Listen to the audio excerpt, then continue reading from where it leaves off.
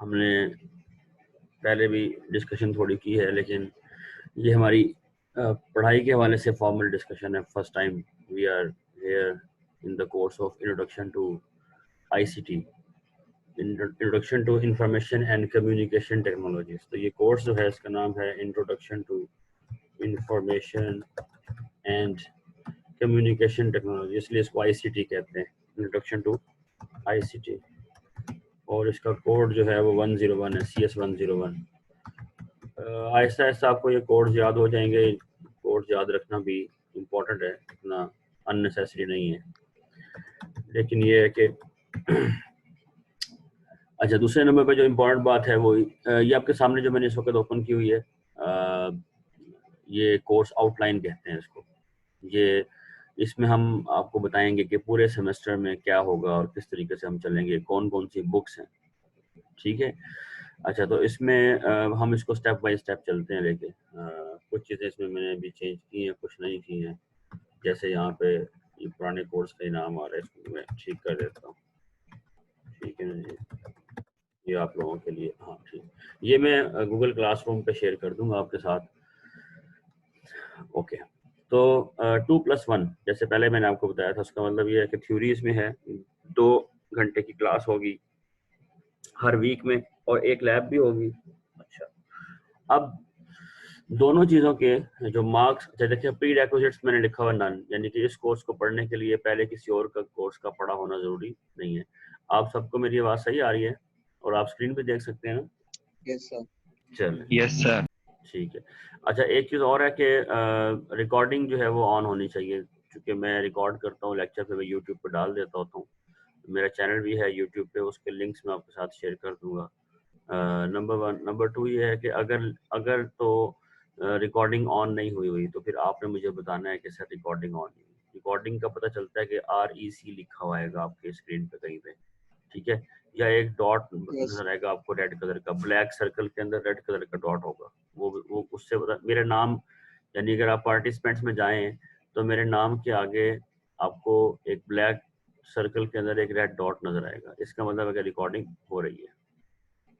Okay, अच्छा जी, by default आप लोग अपना माइक बंद रखेंगे, जिसने सवाल पूछना होगा वो पूछ सकता है माइक ऑन करके, लेकिन अदरवाइज आपका माइक ऑफ रहना चाहिए ताकि नॉइज ना आए। अच्छा जी, अगली जो बात हम कर रहे थे वो ये है कि इंट्रोडक्शन टू आईसीटी के अंदर थ्योरी, अच्छा मैंने इसको डिस्ट्रीब्यूशन की है वो कुछ इस तरीके से की है। थ्योरी यानी कि जो मैं पढ़ाऊंगा यहाँ पे क्लास में, जो क्लास हो रही है उसके जो 100 मार्क्स हैं वो अलग से हमने रखे हुए हैं। 100 कैसे हैं? प्रोजेक्ट्स होंगे, 6 to 12 प्रोजेक्ट्स होंगे, तो यानी कि आप समझ सकते हैं कि काइंड ऑफ। अच्छा, एक और बात, हमारा जो सेमेस्टर होता है वो 16 वीक्स का होता है, 16 हफ्ते का सेमेस्टर होता है। यानी कि आपके टोटल डिग्री में 8 सेमेस्टर हैं, ठीक है ना। हर सेमेस्टर 16 वीक्स का है, 16 हफ्ते हम पढ़ते हैं और उसके बाद 17वें हफ्ते के अंदर जो है वो एग्ज़ाम होता है, फाइनल एग्ज़ाम। तो 17 वीक्स के अंदर अंदर सारा काम वाइंड अप हो जाता है। वैसे तो एक साल में 2 सेमेस्टर होते हैं, लाइक एक सेमेस्टर को हम स्प्रिंग कहते हैं, एक को फॉल कहते हैं। जो स्प्रिंग वाला सेमेस्टर होता है वो शुरू होता है लाइक ये फरवरी के अराउंड, फरवरी में मार्च में शुरू होता है और वो ख़त्म होता है जाकर तकरीबन जुलाई में, जुलाई से पहले जून जुलाई में ख़त्म हो जाता है। इसी तरीके से जो फॉल का सेमेस्टर है वो अमूमन स्टार्ट होता है अक्टूबर के एंड पे या नवंबर के शुरू में, इस तरीके से कहीं स्टार्ट होता है और एंड होता है जाके तकरीबन फरवरी या मार्च के मिड तक। तो अब की दफ़ा हम थोड़ा सा लेट हैं, लेकिन उससे उससे जो है आपकी जो स्टडी आवर्स हैं या जो आपकी डिग्री है उस पर फ़र्क नहीं पड़ेगा, वो उतने ही टाइम में रहेगी, क्योंकि हमने 16 वीक्स कवर करने होते हैं। बाकी हमारे पास साल के अंदर मार्जिन होता है, दरमियान में एक सेमेस्टर हो सकता है समर का सेमेस्टर जिसे हम कहते हैं, वो रेगुलर सेमेस्टर हमारा नहीं होता। उसमें हम जो कोर्स फेल हो जाते हैं बच्चों के, वो कोर्स कंडक्ट करवाते हैं, वो भी अगर उसमें स्टूडेंट्स ज़्यादा हों, 5 से ज़ायद हों। तो समर का सेमेस्टर जो है वो ऑप्शनल होता है, ऑन डिमांड होता है, बच्चों की डिमांड पे ही हम लगाते हैं, अदरवाइज हम नहीं लगाते, ठीक है। तो 2 ही सेमेस्टर होते हैं। खैर, तो ये एक चीज़ जो मैं क्लियर करना चाह रहा था। अब जो सेमेस्टर है हमारे पास, ये जो फॉल 2020 का सेमेस्टर है, ये शुरू हो चुका है आपका। आपके जो सीनियर्स हैं उनका ऑलरेडी 4 वीक्स गुजर चुके हैं, ठीक है? तो वो इस वक्त 5th वीक में है, आप फर्स्ट वीक में, वो 5th वीक में है। अच्छा, इम्पॉर्टेंट बात यह है कि इन 16 वीक्स में अगर 6 प्रोजेक्ट भी हम करें तो एक वीक, तो हर प्रोजेक्ट कितने वीक बाद आएगा?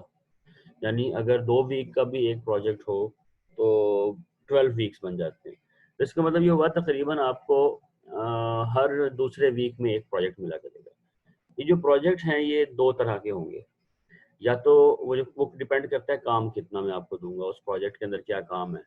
तो अगर तो आपको 1 वीक का प्रोजेक्ट मिला है तो उसका मतलब ये है कि अगर वो मैंने आपको इस वीक में एक प्रोजेक्ट दिया है और आज ट्यूसडे है, तो नेक्स्ट वीक ट्यूसडे को वो आपने लाजमी सबमिट करना है और उसके मार्क्स लग जाएंगे, एंड दैट्स इट, खत्म। ठीक है। अच्छा, तो आपको नजर आ रहा है कि प्रोजेक्ट चूंकि 6 से 12 हैं, ज्यादा भी हो सकते हैं, लेकिन चलो हम मिनिमम पे रखते हैं 6 पे। तो 24 का मतलब क्या है कि 4 नंबर का एक प्रोजेक्ट है, तो आप हर वीक में 4 नंबर कमा रहे होंगे। सेमेस्टर टीचिंग के अंदर ये होता है एक बड़ी अहम बात जो इम्पोर्टेंट है कि अगर आप देखें फाइनल टर्म एग्जाम जो है वो 50 मार्क्स का है। ये वो है जो सेमेस्टर के एंड पे होगा। जो बाकी ये 50 नंबर हैं ये आपने ड्यूरिंग द सेमेस्टर इसकी अर्न करने हैं। अगर आपने ड्यूरिंग द सेमेस्टर कोई मेहनत ना की, कुछ भी ना किया, तो ये 50 नंबर गए। ये आहिस्ता आहिस्ता आपके हाथ से निकलते रहेंगे और आपको इसका अंदाजा भी नहीं होगा। तो इसलिए आपने शुरू से जो जो असाइनमेंट्स हम आपको देंगे, जो प्रोजेक्ट्स देंगे, वो करनी है। मैं भी और बाकी जो टीचर्स देंगे वो आपको लाजमी करनी है, ठीक है? क्योंकि वो आपके इस वाले हिस्से में से उसके मार्क्स कटेंगे और या लगेंगे। अब मार्क्स लग गए तो ठीक है, अगर कट गए तो फिर आपका नुकसान हो गया।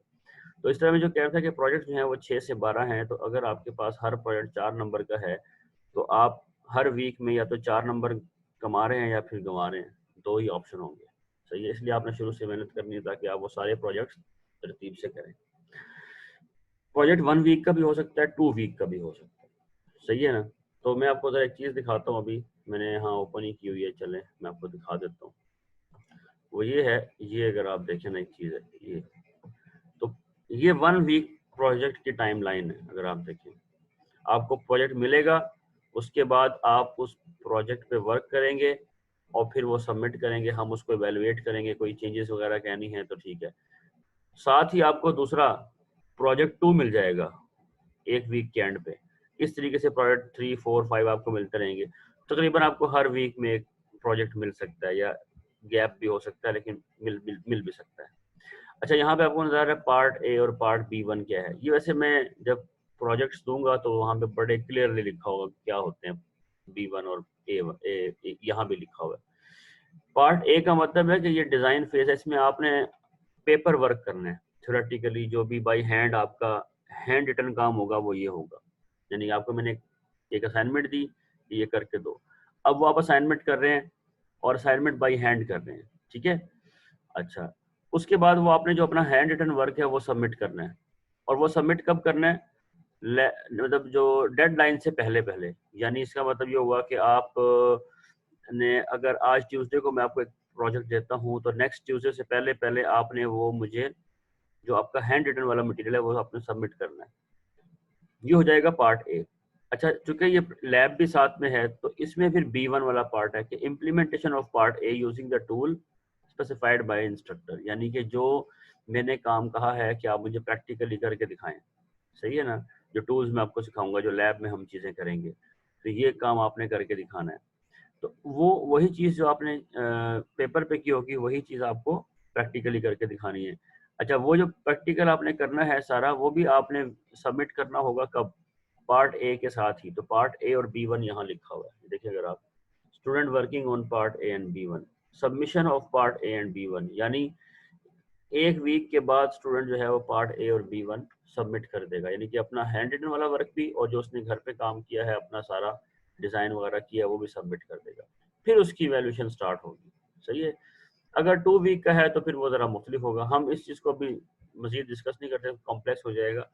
आसानी इसमें ही है समझने में, यहाँ तक कि प्रोजेक्ट्स मिलेंगे, साथ साथ करने होंगे। और कौन सी चीज़ कब सबमिट करनी है, ये बहुत क्लियरली बताया जाएगा आपको। सही है, याद रखना आपका काम है। सही है कि कौन सी चीज़ की डेडलाइन आ रही है, इसके बारे में कोई आपको नहीं कहेगा कि डेडलाइन आ रही है। हाँ, जब प्रोजेक्ट मिलेगा तो बताया जाएगा कि आपने कब सबमिट करना है। सही है ना? तो जब उसकी डेडलाइन गुजर जाएगी तो उसके बाद वो एक्सेप्ट नहीं होता, ये भी याद रखिएगा।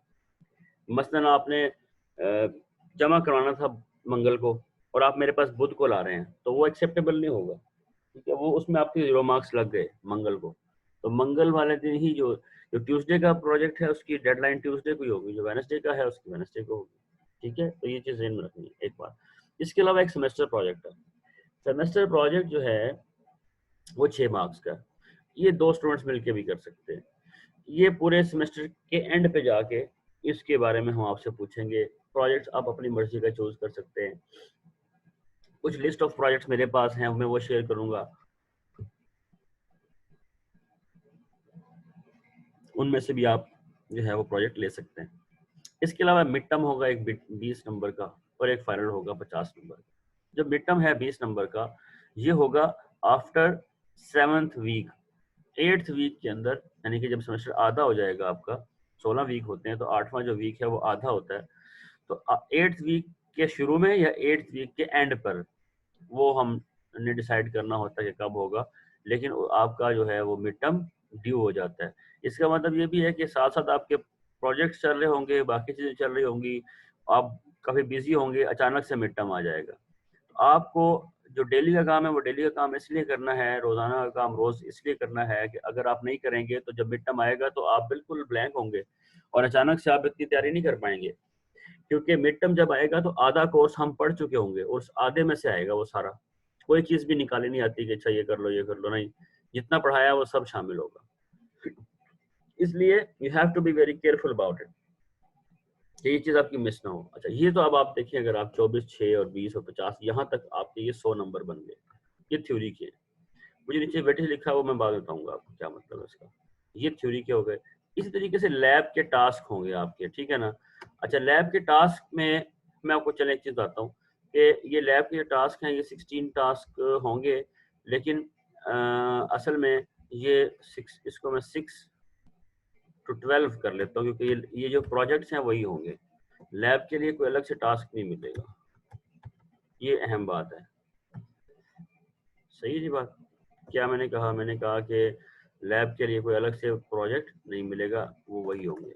जैसे अगर आप देखें यहाँ पर, ये जो आपने प्रोजेक्ट मैंने यहाँ कहे हैं आपको, लैब के अंदर यही काम आपको करना होगा, यानी घर पे भी आप करेंगे।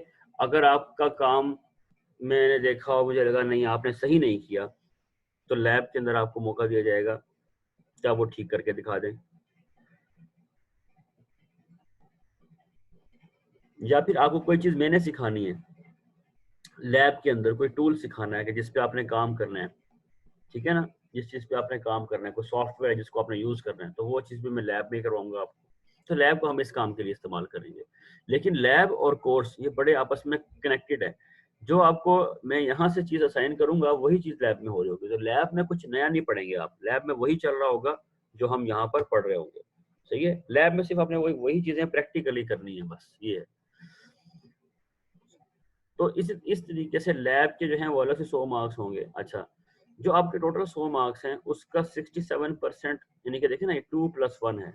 इसका मतलब क्या है कि आपका जो कोर्स है वो 3 हिस्सों में डिवाइड हुआ हुआ है। 2 हिस्से थ्योरी के हैं और 1 हिस्सा लैब का है, जो नंबर मिलेंगे आपको। तो आपने 100 टोटल नंबर हैं, उसके 2 हिस्से करने तो वो कितने बनते हैं? 67 बनते हैं। और एक उसका तीसरा हिस्सा जो 33% है वो लैब का है। तो अगर आपके 100 में से लैब से आते हैं 70 नंबर, ठीक है, 70 में से 67% जो है मार्क्स आपके, मैं अगर आपको कैलकुलेट करके दिखाऊं कि ये 70 मल्टीप्लाई बाय 0.67, ये तो मतलब वो 47 मार्क्स आपके थ्योरी में, और लैब के मार्क्स कितने हो जाएंगे वो आप देख लें। 70 मल्टीप्लाई बाय 0.33, ये 23 मार्क्स आपके जो हैं वो उसके हैं लैब के। इस तरीके से आपके लैब के और उसके थ्योरी के मार्क्स डिसाइड होंगे। ये चीज़ हमारे एंड पे है कि हम इसे किस तरह डिस्ट्रीब्यूट करते हैं। ये जो वेटेजेस मैंने आपको बताई हैं 24, 6, 20 और 50, कुछ बाद में बदल भी सकती हैं क्योंकि टीचर के हाथ में होती हैं सारी चीज़ें कि वो किस तरीके से इनको लेके चलता है। हर टीचर की मुख्तलिफ भी हो सकती हैं, तो लेकिन ज़्यादातर सेम रहती हैं। तो ये चीज़ें डिपेंडिंग अपॉन की परफॉर्मेंस क्या है। पता लगा कि सेमेस्टर प्रोजेक्ट में सब ने ही जो है ना वो बहुत अच्छा परफॉर्म कर लिया है और प्रोजेक्ट नंबर जो है वो 6 वो सारों का ख़राब हो गया, तो हो सकता है कि जो 6 के मार्क्स हैं वो मैं उधर डाल दूँ, ठीक है? क्योंकि ये मेरा इख्तियार है, हम ये टीचर ये काम कर सकता है। तो ये चीज़ें फिक्स नहीं है, लेकिन ये मैंने फिक्स की हुई हैं आपके लिए। अभी तक तो ये फिक्स हैं। जब हमारा सेमेस्टर कंपाइल होगा, बिल्कुल एंड पे जाएँगे, हम कंप्लीट हो जाएगा, तो फिर हम देखेंगे कि क्या सूरत-ए-हाल है। हो सकता है किसी एक प्रोजेक्ट के मार्क्स को हम बढ़ा दें, दूसरे के कम कर दें, ताकि ओवरऑल आपको बेनिफिट हो। सही है जी बात? ओके। तो यहाँ तक समझ आ रही है कि ये मार्क्स की डिस्ट्रीब्यूशन कैसे होगी? जी सर। जी सर, समझ आ रही है। ज़बरदस्त। अच्छा जी, अब जो बुक हम फॉलो करेंगे वो है introduction to computers by Peter Norton 7th edition. इसका 6th एडिशन जो है वो पुराना है, वो नहीं, 7th एडिशन लेटेस्ट है वो। अगर आप 6th एडिशन उठा लेंगे तो उसमें आपको 90 विंडोज 7 के इमेज एक्सपी के इमेज मिलेंगे, पुराने, ठीक है ना? तो इसलिए अब आप 2020 वाला जो एडिशन है वो उठाएं, 7th एडिशन, जो introduction to computers Peter Norton का। मैंने ऑनलाइन सर्च किया, अभी तक तो मुझे खैर इसकी पीडीएफ जो है वो अवेलेबल नहीं हुई। मेरी कोशिश है कि मैं आपको by the start of next class, यानी कि दूसरी क्लास जो भी आपकी होगी वो कब होगी, नेक्स्ट वीक में होगी, हमारी एक वीक में की क्लास है, तो उस मतलब नेक्स्ट वीक से पहले पहले मैं वो सर्च कर लूँ 7th एडिशन और वो आपके साथ शेयर कर लूँ। सही है? वो शेयर करने का तरीकाकार वही है कि गूगल क्लासरूम पे मैं अपलोड कर दूंगा। अभी तक मेरे पास जो है वो 6th एडिशन था, वो मैंने अपलोड कर दिया है। तो अगर आप गूगल क्लासरूम में जाएं और ई बुक्स में देखें तो ये इंट्रोडक्शन टू कंप्यूटर्स के नाम से जो ये बुक पड़ी हुई है सॉफ्ट कॉपी में, ठीक है जी बात, ये है introduction to computers Peter Norton 6th edition, ये मौजूद है। इसको डाउनलोड करना है तो यहाँ पे ये प्रिंट लिखा हुआ है, इस पर क्लिक करें तो डाउनलोड का ऑप्शन आ जाएगा। सही है? मतलब कैसे, इसको मैंने यहाँ पे क्लिक किया, सही है, क्लिक करके अभी आपको दिखाता हूँ। ये जब, हाँ,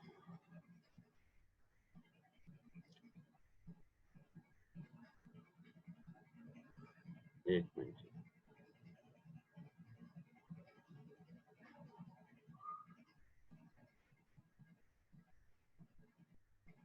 अच्छा चलें, ये हो रहा है, इसको हम देख लेते हैं, इन द मीन टाइम आगे चलते हैं।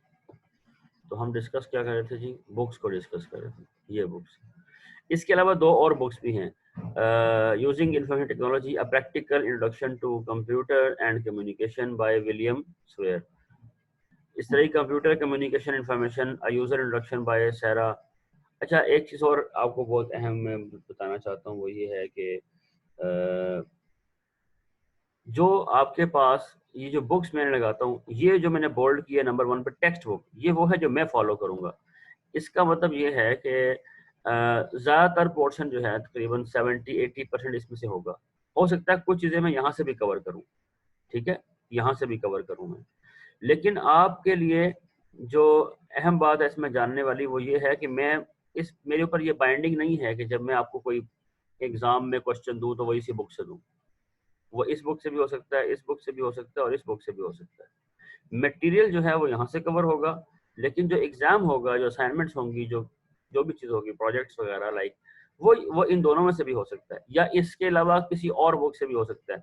तो ये भी याद रखिएगा कि यूनिवर्सिटी के अंदर जब टीचिंग होती है, यूनिवर्सिटी में जब आप पढ़ते हैं, तो वहाँ पर जो आपको पढ़ाया जाता है वो किसी एक बुक से तो पढ़ाया जाता है, लेकिन जब आपसे इम्तिहान लिया जाएगा तो आपको कॉन्सेप्ट क्लियर होना चाहिए कि वो चीज़ क्या है, ठीक है? उसके बाद इम्तिहान कहीं से भी लिया जा सकता है, यानी कि ये नहीं होगा कि आपको लिखे लिखाए सवाल होंगे जी कि ये सवाल याद कर लें, इनमें से ही आएगा, ऐसा नहीं हो सकता, ये नहीं हो सकता। या सिर्फ किसी बुक से आएगा, ज़्यादातर सवाल मैं खुद बना सकता हूँ जो किसी बुक से भी ना हो, ये भी पॉसिबल है, ठीक है? तो ये चीज़ मैं आपको इसलिए पहले बताना चाहता हूँ ताकि जब आप अटेम्प्ट के लिए जाएँ तो आपके ज़हन में हो कि हमने किस तरीके से तैयारी करनी है, पेपर की तैयारी कैसे करनी है, क्योंकि आप जब पेपर की तैयारी अस्सलाम कर, वालेकुम सर। जी, वालेकुम। सर कैसे हैं? सॉरी सर, मैं लेट हो गया एक्चुअली। मैं रात को जो है तकरीबन 4 बजे घर आया हूँ एयरपोर्ट से। जी, कौन है आप? मेरे नाम तो जहन बताएँ। राशिद नाम है मेरा। अच्छा मेरे ख्याल में 12 बजे क्लास थी सर जी, तो फिर वो मुझे शायद मैं टाइम टेबल अभी देखा है। हाँ, उसमें सॉरी वो सर, नीचे लेट। मैंने 11:30 बजे लिखा हुआ है। ठीक है, चलें, सॉरी सर। कोई बात नहीं, ठीक है। अच्छा, जज़ाकल्लाह। तो मैं बात कर रहा था कि ये जो आपके पास बुक बुक के बारे में आपको बताया था मैंने कि दो बुक्स मैंने और भी बताई हैं। अच्छा, ये मैंने आपके रेफरेंस के लिए बताई हैं, ये अच्छी बुक्स हैं। ये बजाय से कि आप खुद तलाश करें मार्केट में, तो आपको मैंने 2-3 बुक्स खुद बता दी। ठीक है, तो ये तो एक बात थी जो आपको इम्पोर्टेंट क्लियर करना ज़रूरी थी कि ये इन बुक्स का क्या मतलब है। इसी तरीके से और टीचर भी होंगे जिन्होंने आपको बुक्स बताई होंगी। ज़रूरी नहीं है कि हर टीचर वो बुक जो है इम्तिहान के लिए फॉलो करे, नहीं, पढ़ाने के लिए फॉलो करेगा, लेकिन इम्तिहान के लिए वो कहीं से भी चीज़ दे सकता है। तो वो पीटर नॉर्टन की बुक जो आपको मैं ये देखें आ गई, ठीक है ना, ये जो आपने क्लिक किया था ना उसके ऊपर, ये यहाँ पे क्लिक जब किया था उसके बाद ये आ गया पेज। अब जो ये डाउन एरो है ना, इस पे लिखा हुआ डाउनलोड, जहाँ से डाउनलोड होगी, सही है। अगर तो आपने जब वहाँ क्लिक किया, आपके पास पहले ही यहाँ पे वो डाउन एरो नजर आ रहा है, तो इसका मतलब ये है कि डाउनलोड का ऑप्शन यहीं पे है, उसको क्लिक करें, डाउनलोड कर लें। अगर नहीं आ रहा तो फिर इस प्रिंट पे क्लिक करें, तो ये वाला ऑप्शन आ जाएगा यहाँ पे कि डाउनलोड, तो फिर यहाँ से आप डाउनलोड कर लें, ये बुक आपके पास डाउनलोड हो जाएगी। सही है जी बात। अच्छा, तो ये तो थी बुक की कहानी कि बुक क्या है और कैसे है। और उसमें देखें बाकी बुक्स भी मैंने इसमें डाली हुई है, बेसिक कंप्यूटर्स, और इसके अलावा और बुक्स भी डाली हुई है। ठीक है, आप लोग भी चूंकि सर्च करते रहते हैं, आपको अंदाज़ा है, तो अगर आपको बुक मिल जाए ये वाली, introduction to computers by Peter Norton 7th edition, तो आप लोग खुद भी शेयर कर सकते हैं मेरे साथ कि सर मुझे मिल गई है, ये लें बुक, क्योंकि इसमें हम सबका फ़ायदा है। क्लियर हो गई बात। चलें आगे चलते हैं जी। यहाँ तक कोई सवाल हो तो पूछ सकते हैं।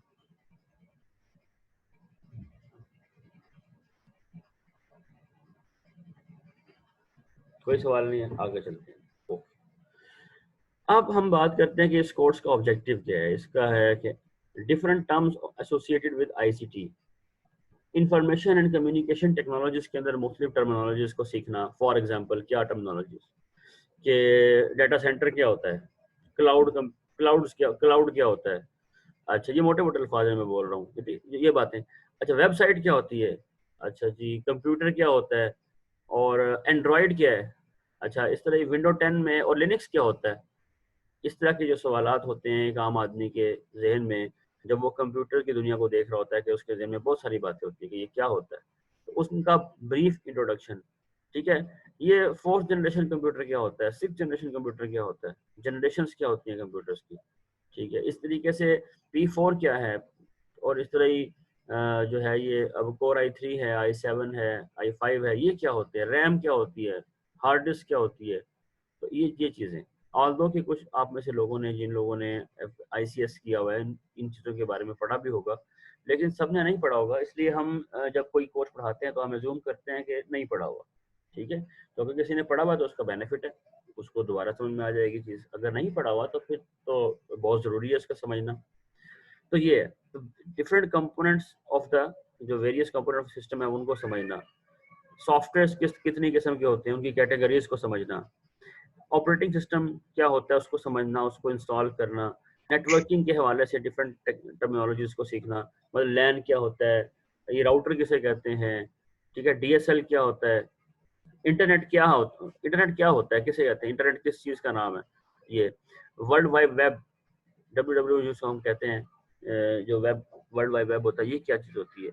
इसके अलावा ऑफिस, माइक्रोसॉफ्ट ऑफिस जो है उसके अंदर डिफरेंट तरह के सॉफ्टवेयर हैं, जैसे कि आपको पता होगा पावर पॉइंट है, एक्सेल है, वर्ड है। उस पर भी हम थोड़ा सा टाइम लगाएंगे, ताकि वो जो बेसिक 3 तरह के जो ये आपके पास टूल्स हैं, वर्ड, एक्सेल और पावर पॉइंट, इन पे थोड़ा सा आपको काम करना आए, क्योंकि अब आपने आगे डिग्री में बहुत सारी असाइनमेंट्स करनी है, आपको रिपोर्ट्स लिखनी है, आपको प्रेजेंटेशन वगैरह देनी है, तो वो सारी चीज़ें आपने जो करनी है वो इसके ऊपर करनी है आपने। ठीक है ना, ये वर्ड, एक्सेल, पावर पॉइंट्स पे। तो हो सकता है कि आपको मैं एज ए प्रोजेक्ट कहूँ कि एक अच्छी सी प्रेजेंटेशन बना के लाएं अपने बारे में और प्रेजेंट करें, तो आप वो बनाएंगे और प्रेजेंट करेंगे, तो आपको खुद भी प्रेजेंट करना होगा।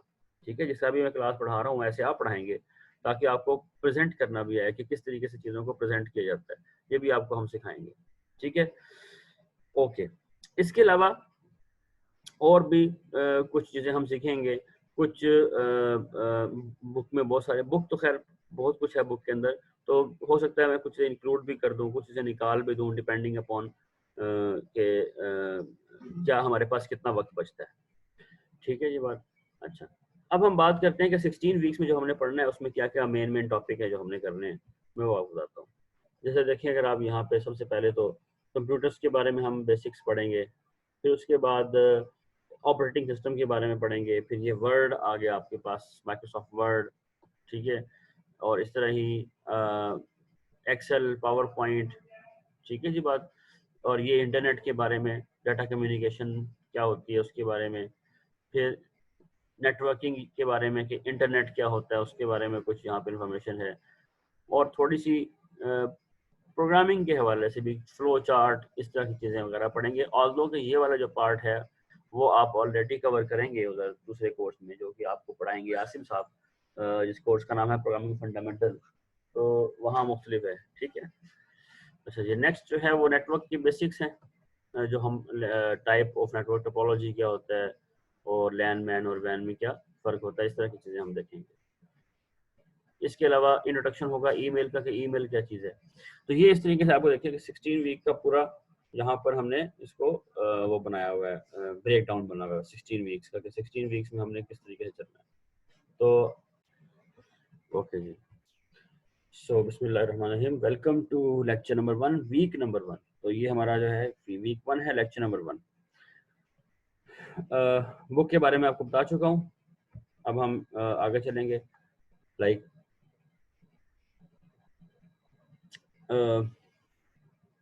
Introduction to computer systems. Computer जो है वो एक इलेक्ट्रॉनिक डिवाइस है, सही है। अगर आपको कहीं पे भी कोई बात समझना है तो आप मुझसे फौरन क्वेश्चन कर सकते हैं। कंप्यूटर जो है वो इलेक्ट्रॉनिक डिवाइस है, यानी कि ये इलेक्ट्रिक कंपोनेंट्स इसके अंदर लगे हुए हैं जो बिजली के साथ चलते हैं, इसलिए इसको इलेक्ट्रॉनिक डिवाइस कहते हैं, सही है। कुछ पार्ट होते हैं कुछ चीज़ों में, जैसे गाड़ी को आप कहते हैं इलेक्ट्रोमैकेनिकल, कुछ पार्ट होते हैं जो चलते हैं बिजली से, और कुछ मैकेनिकल पार्ट होते हैं जो कि उनके अंदर मूवेबल पार्ट्स होते हैं, जो मैकेनिक्स जिसको आप कहते हैं वो। तो ये कंप्यूटर जो है बेसिकली इलेक्ट्रॉनिक डिवाइस है, जिसके अंदर जो कंपोनेंट्स हैं वो फिक्स होते हैं और वो मूवेबल नहीं होते, और वो टोटली डिपेंड करते हैं इलेक्ट्रिसिटी के ऊपर। इलेक्ट्रॉनिक डिवाइस है। मेन फोकस, मेन मकसद क्या होता है कंप्यूटर का, वो ये होता है कि कन्वर्ट करना डेटा इन्फॉर्मेशन को, यानी एक फॉर्म से दूसरी फॉर्म में कन्वर्ट करना। अक्सर औकात हम जब कंप्यूटर यूज़ करते हैं तो हमारा मकसद क्या होता है कि ऐसी जो हमारी एक जो डेटा होता है, इंफॉर्मेशन जो होती है, डेटा जिसको हम कहते हैं, वो हम लेकर फ्रॉम वन साइड और उसको कन्वर्ट करते हैं इनटू अनदर फॉर्म जो कि यूज़फुल थोड़ी सी फॉर्म हो। यानी अगर आपको मैं थोड़ा सा यहाँ पे ड्रॉ करके दिखाऊं, ठीक है, तो हमारा फोकस ये होता है कि एक इनपुट हमारे पास जो है वो आ रही है, कोई भी इनपुट डाटा किसी भी फॉर्म में हो सकता है। यहाँ पर हमने ये कंप्यूटर सिस्टम लगाया हुआ है अपना, ठीक है, इसको मैं कंप्यूटर कहता हूँ, ये हमारा कंप्यूटर है, सही है जी बात। अच्छा, आउटपुट, ये आउटपुट है, ये इनपुट। कंप्यूटर के अंदर कोई डाटा यहाँ से जो चीज़ जो डाटा कंप्यूटर में इन होगा उसको हम इनपुट कहेंगे, और फिर जो वो रिजल्ट प्रोड्यूस करता है कंप्यूटर, वो हमारी आउटपुट होती है, ठीक है जी बात। तो ये आउटपुट है, इसको हम आउट कहते हैं। ये लेंगे, इसको खैर मैं रेज करता हूँ, शायद वो पी उसके साथ मिक्स हो गया।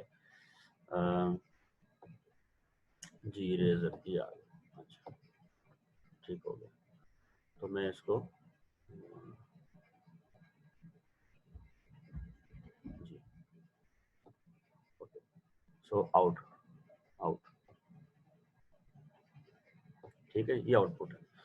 अच्छा, अब यहाँ पर बहुत सारी डिवाइसेस हो सकती हैं जो कंप्यूटर में डाटा इन करें। वो तमाम डिवाइसेस जिनके ज़रिए से कंप्यूटर में डाटा जाता है उन्हें कहते हैं इनपुट डिवाइसेस, और वो तमाम डिवाइसेस जिनके ज़रिए से कंप्यूटर से डाटा बाहर निकलता है, जिसको हम देख सकते हैं, उसे हम क्या कहेंगे, उसको हम कहेंगे आउटपुट डिवाइसेस, सही जी बात। इनपुट डिवाइसेस और आउटपुट डिवाइसेस।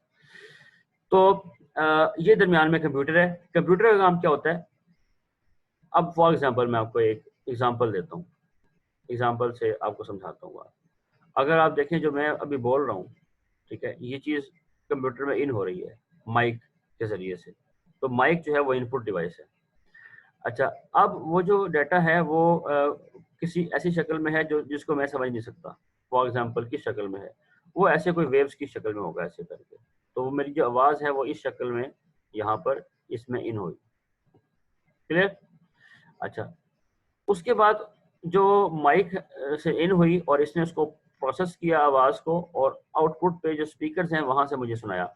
तो मैं जो सुन रहा हूँ वो स्पीकर के ज़रिए सुन रहा हूँ, आप लोग मेरी आवाज़ सुन रहे हैं वो स्पीकर के ज़रिए से है। तो स्पीकर ने उसको बेसिकली, अब जो कंप्यूटर है, कंप्यूटर एक इलेक्ट्रॉनिक डिवाइस तो है, लेकिन कंप्यूटर एक बाइनरी डिवाइस है, ठीक है, यानी कि बाइनरी नंबर सिस्टम के ऊपर बेस करती है। कंप्यूटर के अंदर जो भी इंफॉर्मेशन सेव होती है वो 0-1 की फॉर्म में होती है, 0-1 ऐसे, 0-1 ऐसे, 0-1, ठीक है। अब कोई शख्स जो है वो आपको ये 0-1 भेज दे तो आप नहीं समझ पाएंगे कि ये क्या मतलब है इस बात। हाँ, अगर इस 0-1 को वो दोबारा से आवाज में कन्वर्ट करे तो अब उस आवाज को आप समझ पाएंगे, ठीक है ना। तो मैंने आपसे पूछा आपको समझ आ रही है, आपने कहा हाँ ये समझ आ रही है। तो हुआ क्या, माइक के जरिए से जो मेरी आवाज थी वो कंप्यूटर में गई, कंप्यूटर ने जो उसके अपने पास रखा वो 0-1 की फॉर्म में रखा। जब उसने आपको वो सुनानी थी आवाज, तो माइक पे जब उसने उसको आउट करना था तो उसने उस इस 0-1 को यानी दोबारा से कन्वर्ट किया किसके अंदर जी, इसको दोबारा कन्वर्ट किया किसमें, एक वेव फॉर्म में, जिसको आप समझ सकते हैं। और ये जो वेव है वो आपके कान तक पहुंच रही है और आप उसको सुन रहे हैं। समझा रही बात? तो अगर देखा जाए तो कंप्यूटर ने क्या किया, एक फॉर्म से उसे कन्वर्ट किया, बाइनरी फॉर्म में रखा, उस पर कुछ प्रोसेसिंग वगैरह की और उसको आप तक पहुंचा दिया। अच्छा देखें, जैसे एग्जांपल के तौर पर मैं आपको बताता हूँ, ये क्या कर सकता है, इस मेरी आवाज के साथ कोई और चीज इसमें ऐड कर सकता है। ऐड क्या कर सकता है, फॉर एग्जांपल साथ में म्यूजिक भी ऐड कर सकता है, ठीक है, या 2-3 लोगों की आवाज मिक्स भी कर सकता है और फिर वो आपको सुना दे। तो कंप्यूटर ये सारे काम कर सकता है क्योंकि उसको एक तरफ से इनपुट आई है, उसने उसको अपने पास रखा हुआ है 0-1 की फॉर्म में, और अब आपके पास जो सॉफ्टवेयर हैं वो इसके साथ कुछ भी कर सकते हैं और फिर आपको सुना सकते हैं। लेकिन अभी जो हो रहा है, अभी ऐसा कुछ नहीं हो रहा। अभी तो सिंपल ये हो रहा है कि बस मैंने बोल रहा हूँ, डाटा कंप्यूटर में जा रहा है, 0-1 की फॉर्म में कन्वर्ट हो रहा है, और वहां से 0-1 की फॉर्म से दोबारा से वेव फॉर्म में कन्वर्ट होकर आपके कान तक पहुंच रहा है। यानी ये कोई इजाफी काम नहीं कर रहा, इसके साथ सिर्फ ये काम हो रहा है कि बस वेव फॉर्म रिसीव की, 0-1 में कन्वर्ट किया और फिर दोबारा वेव फॉर्म में तब्दील करके आपके कान तक पहुंचा दिया। इसका मतलब है कंप्यूटर के अंदर बहुत सारे कंपोनेंट्स लगे होते हैं, यानी कि ये कंपोनेंट भी इसके अंदर मौजूद होगा जो कि वेव फॉर्म से डाटा में कन्वर्ट करे, फिर एक और सर्किट लगा होगा जो वेव फॉर्म डाटा से उसको वेव फॉर्म में कन्वर्ट करता है। जी बिल्कुल, जी दोनों इसमें होते हैं। इसलिए अगर आप देखें उसने यहाँ पर लफ्ज इस्तेमाल किया है कि कन्वर्ट्स करता है डाटा इनटू इंफॉर्मेशन। समझा रही है बात? अच्छा, अब डेटा और इन्फॉर्मेशन में क्या फ़र्क होता है? डेटा जो है ना वो ये 0-1 की फॉर्म में होता है, ये 0-1। ये जो डेटा 0-1 की फॉर्म में है ये आपके किसी काम का नहीं है। इसमें कोई आपके लिए जो है बेसिकली समझने वाली बात नहीं है। इन्फॉर्मेशन हमारे लिए वो होती है जो कि आपको चीज़ समझ में आती है। डेटा में इन्फॉर्मेशन में क्या फ़र्क होता है? डेटा तो कुछ भी हो सकता है, like any combination of 0-1 data होता है। लेकिन वो 0-1 का जो कॉम्बिनेशन है वो किस चीज़ को रिप्रेजेंट कर रहा है? उसमें क्या बात छुपी हुई है? क्या इन्फॉर्मेशन छुपी हुई है? समझा रही बात? वो एक अलग चीज़ है। तो इसलिए वो कन्वर्ट करता है डाटा को इन्फॉर्मेशन में। तो जब मैंने यहाँ से वेव फॉर्म की फॉर्म में बोला तो कंप्यूटर के लिए ये वेव फॉर्म कुछ नहीं थी, उसने इसे कन्वर्ट किया और इसको 0-1 की फॉर्म में यहाँ पे रख लिया, और फिर जब उसने आपको दिया तो उसने वापस कन्वर्ट करके वेव फॉर्म में दिया। तो ये कन्वर्ट करता है डाटा को इन्फॉर्मेशन में। Modern computer are digital digital computer हैं, ठीक है। तो इसमें 2 डिजिट्स होते हैं, वो क्या होते हैं जी, ये 0-1 इसकी फॉर्म में होता है डाटा। ओल्डर कंप्यूटर जो थे ना वो एनालॉग थे, जो पुराने ज़माने में कंप्यूटर होते थे। इसकी हम इतनी तफसील में नहीं जाएंगे, लेकिन पुराने जो ज़माने में कंप्यूटर थे वो क्या थे जी, वो एनालॉग थे। यानी कि अगर आपको याद हो तो आपने देखा होगा कि पिक्चर जो ट्यूब्स थी वो भी थी, कि आपके पास जो घर में टीवी होते थे पुराने वक्तों में, वो टीवी भी कैसे होते थे, उनमें साथ में पिक्चर ट्यूब होती थी, वो पीछे एक उसके ऐसे लंबा सा वो आपको ट्यूब सी नज़र आती थी कि ये है। लेकिन आजकल टीवी भी ऐसे हैं जो कि डिजिटल हैं, यानी कि फ्लैट स्क्रीन है, बिल्कुल स्लिम से हैं, यानी कि वो पिक्चर ट्यूब खत्म हो गई है। वो जो पिक्चर ट्यूब थी वो एनालॉग थी। इसी तरीके से कंप्यूटर भी पहले एनालॉग होते थे। अब पहले आपके पास याद होगा आपको पुराने वक्त में जो होता था हमारे पास टीवी, उसके चैनल तब्दील करने के लिए क्या करते थे, वो एक होता था, एक जिस तरह ये होता है इसके पास एक नॉब होती थी, उस नॉब को हम ऐसे प्रेस करते थे, 1 2 3 चैनल बदलता था। तो अब ऐसा नहीं है, अब तो रिमोट कंट्रोल है, अब तो रिमोट से करते हैं, यानी कि ये वाला काम भी अब क्या हो गया, डिजिटाइज हो गया, तो एनालॉग वाला काम खत्म हो गया। ओके, अब हम चलते हैं आगे, इसको मैं क्लियर करता हूँ, ठीक हो गया। कंप्यूटर जो है वो मुख्तलिफ तरह के होते हैं। कंप्यूटर डेस्कटॉप कंप्यूटर भी होते हैं और वर्क स्टेशन भी होते हैं, इंडिविजुअल्स के लिए भी होते हैं और बहुत सारे लोगों के लिए भी होते हैं, यानी कि आप कह लें computer for a group of people, computer for a country, एक पूरे मुल्क के लिए कंप्यूटर, ठीक है ना, या फिर दुनिया के अंदर मुख्तलिफ लोगों के लिए कंप्यूटर, सही है। तो ये इस्तेमाल के ऊपर है। तो अगर आप देखें यूज़ के हिसाब से, तो कंप्यूटर फॉर इंडिविजुअल यूज़, यानी कि अगर एक शख्स के हवाले से देखें तो जो एक शख्स ने कंप्यूटर को यूज़ करना होता है, इंडिविजुअल कंप्यूटर जिसे हम कहते हैं, उसमें डेस्कटॉप कंप्यूटर आते हैं या वर्क स्टेशन आते हैं। डेस्कटॉप कंप्यूटर क्या होते हैं, कॉमन टाइप हैं, जिस तरह आप लोग जब जो आप यूज़ करते हैं घर में डेस्कटॉप, यानी कि जो टावर में आपको मिलता है, जिसके साथ आपके पास आमतौर पर जिसको हम पीसी कहते हैं, जिसके साथ एक एलसीडी होती है, कीबोर्ड माउस, और जो आपको एक टावर की शक्ल में या वो डेस्क के ऊपर ही आप रख लेते हैं वो, या इवन कि आपका लैपटॉप भी इसमें शामिल है, ठीक है। ये आपके डेस्कटॉप कंप्यूटर हैं जो आम डेली इस्तेमाल के लिए इंडिविजुअल्स यूज़ करते हैं। ये किस कैटेगरी में आते हैं, इनको हम कहते हैं डेस्कटॉप कंप्यूटर्स, ठीक है जी। अच्छा, और ये परफॉर्म करते हैं वैरायटी ऑफ टास्क, मतलब देखिए ना, अगर आप जो आपके जो लैपटॉप्स हैं या बाकी जो और चीज़ें हैं, उनको आप किस तरह इस्तेमाल करते हैं, आप उनको मतलब लाइक गेम खेलने के लिए भी इस्तेमाल कर लेते हैं, उसको आप इस्तेमाल कर लेते हैं कोई मूवी देखने के लिए, कोई सॉन्ग वगैरह के लिए, वेब ब्राउजिंग के लिए, ईमेल के लिए, ऐसे ही Word, Excel, PowerPoint, different softwares को यूज़ करने के लिए, कैलकुलेटर को यूज़ करने के लिए, समझ आ रही बात। तो उसके आप वैरायटी ऑफ टास्क जो है वो परफॉर्म करते हैं, बहुत सारे मुख्तलिफ। तो ये डेस्कटॉप कंप्यूटर्स कहलाते हैं, जो कि जिनको हम पर्सनल कंप्यूटर्स भी कहते हैं। पीसी जो लफ्ज़ निकला वो यहीं से निकला है, PC stands for personal computer. तो पर्सनल कंप्यूटर जो है बेसिकली वो ये आम जो हम देखते हैं डेली लाइफ में वो होते हैं।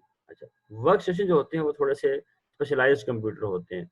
फॉर एग्जांपल, आपने अगर देखा हो जो ये गेम जोन बने होते हैं, जहाँ पे गेमिंग पीसी पड़े होते हैं, देखे हैं ना आपने, ये उसमें ग्राफिक कार्ड लगे होते हैं बड़े अच्छे-अच्छे, हैवी किस्म के, और लोग जाके वहाँ गेमिंग ज़ोन पे गेम खेलते हैं, तो वो गेम का एक्सपीरियंस अच्छा होता है। डेस्कटॉप पे भी आप गेम खेल सकते हैं, लेकिन उस पे जो गेम खेलेंगे वो स्लो होगी, उसका इतना अच्छा नहीं होगा। फिर आप क्या करते हैं, फिर आप वो एक ग्राफिक कार्ड ले आते हैं, अच्छा-सा, मज़बूत-सा, कोई एक हैवी मतलब महँगा-सा, अच्छी मेमोरी वाला, पावरफुल एक ग्राफिक कार्ड ले आए, वो उसमें लगा दिया।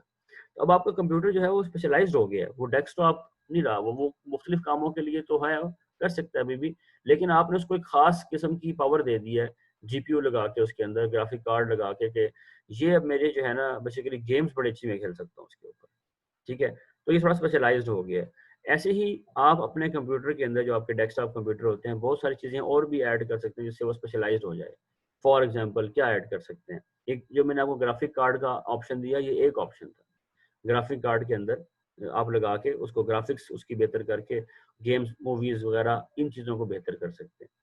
इसके अलावा और भी चीज़ें हो सकती हैं जो आप अपने कंप्यूटर में ऐड करके उसको मज़ीद बेहतर या उसको मज़ीद पावरफुल कर सकते हैं किसी एक ख़ास काम के लिए।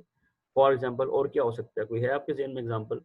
और क्या ऐसी चीज़ें हो सकती हैं गेम्स के अलावा, ग्राफिक कार्ड्स के अलावा, और क्या हो सकता है,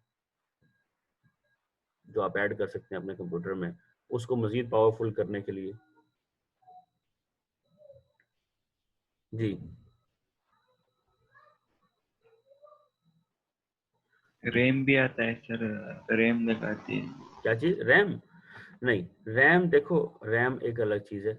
चलो ठीक है, किसी हद तक बात सही है। लेकिन रैम का मकसद एक ही है, डेस्कटॉप में लगी हो या वर्कस्टेशन में लगी हो, कि मेमोरी प्रोवाइड करना, थोड़ी स्पीड बेहतर कर लें आप। जी, हो सकता है। रैम रैम का वैसे ये इसका आंसर रैम नहीं हो सकता, कोई और बात, कुछ और ऐड हो सकता सर जी, और सर जी एसएसडी रैम भी होती है ना? है। हाँ, एसएसडी, हार्ड डिस्क ऐड कर ली, ये भी चीज़ें जी अलग जी है। बिल्कुल। ये इससे भी वर्क स्टेशन में फ़र्क नहीं पड़ता। इससे परफ़ॉर्मेंस में फ़र्क पड़ता है, लेकिन आपने अपने कंप्यूटर में कोई जी पावरफुल जी चीज़ ऐड नहीं की। देखिए ग्राफ़िक कार्ड जो है वो एक क्या है? वो एक प्रोसेसर है, जी जो जी कि ग्राफ़िक्स को अच्छे तरीके से प्रोसेस कर लेता है। रैम में कोई ऐसी कैपेबिलिटी नहीं है, रैम तो सिर्फ़ स्टोरेज के लिए है। सही है ना। तो वो तो आप वर्क स्टेशन के अंदर बढ़ा लें, डेस्कटॉप में बढ़ा लें, जिस मर्जी में बढ़ा लें। रैम बढ़ाना इस तरह मतलब रैम बढ़ाना इस चीज़ में शामिल नहीं है।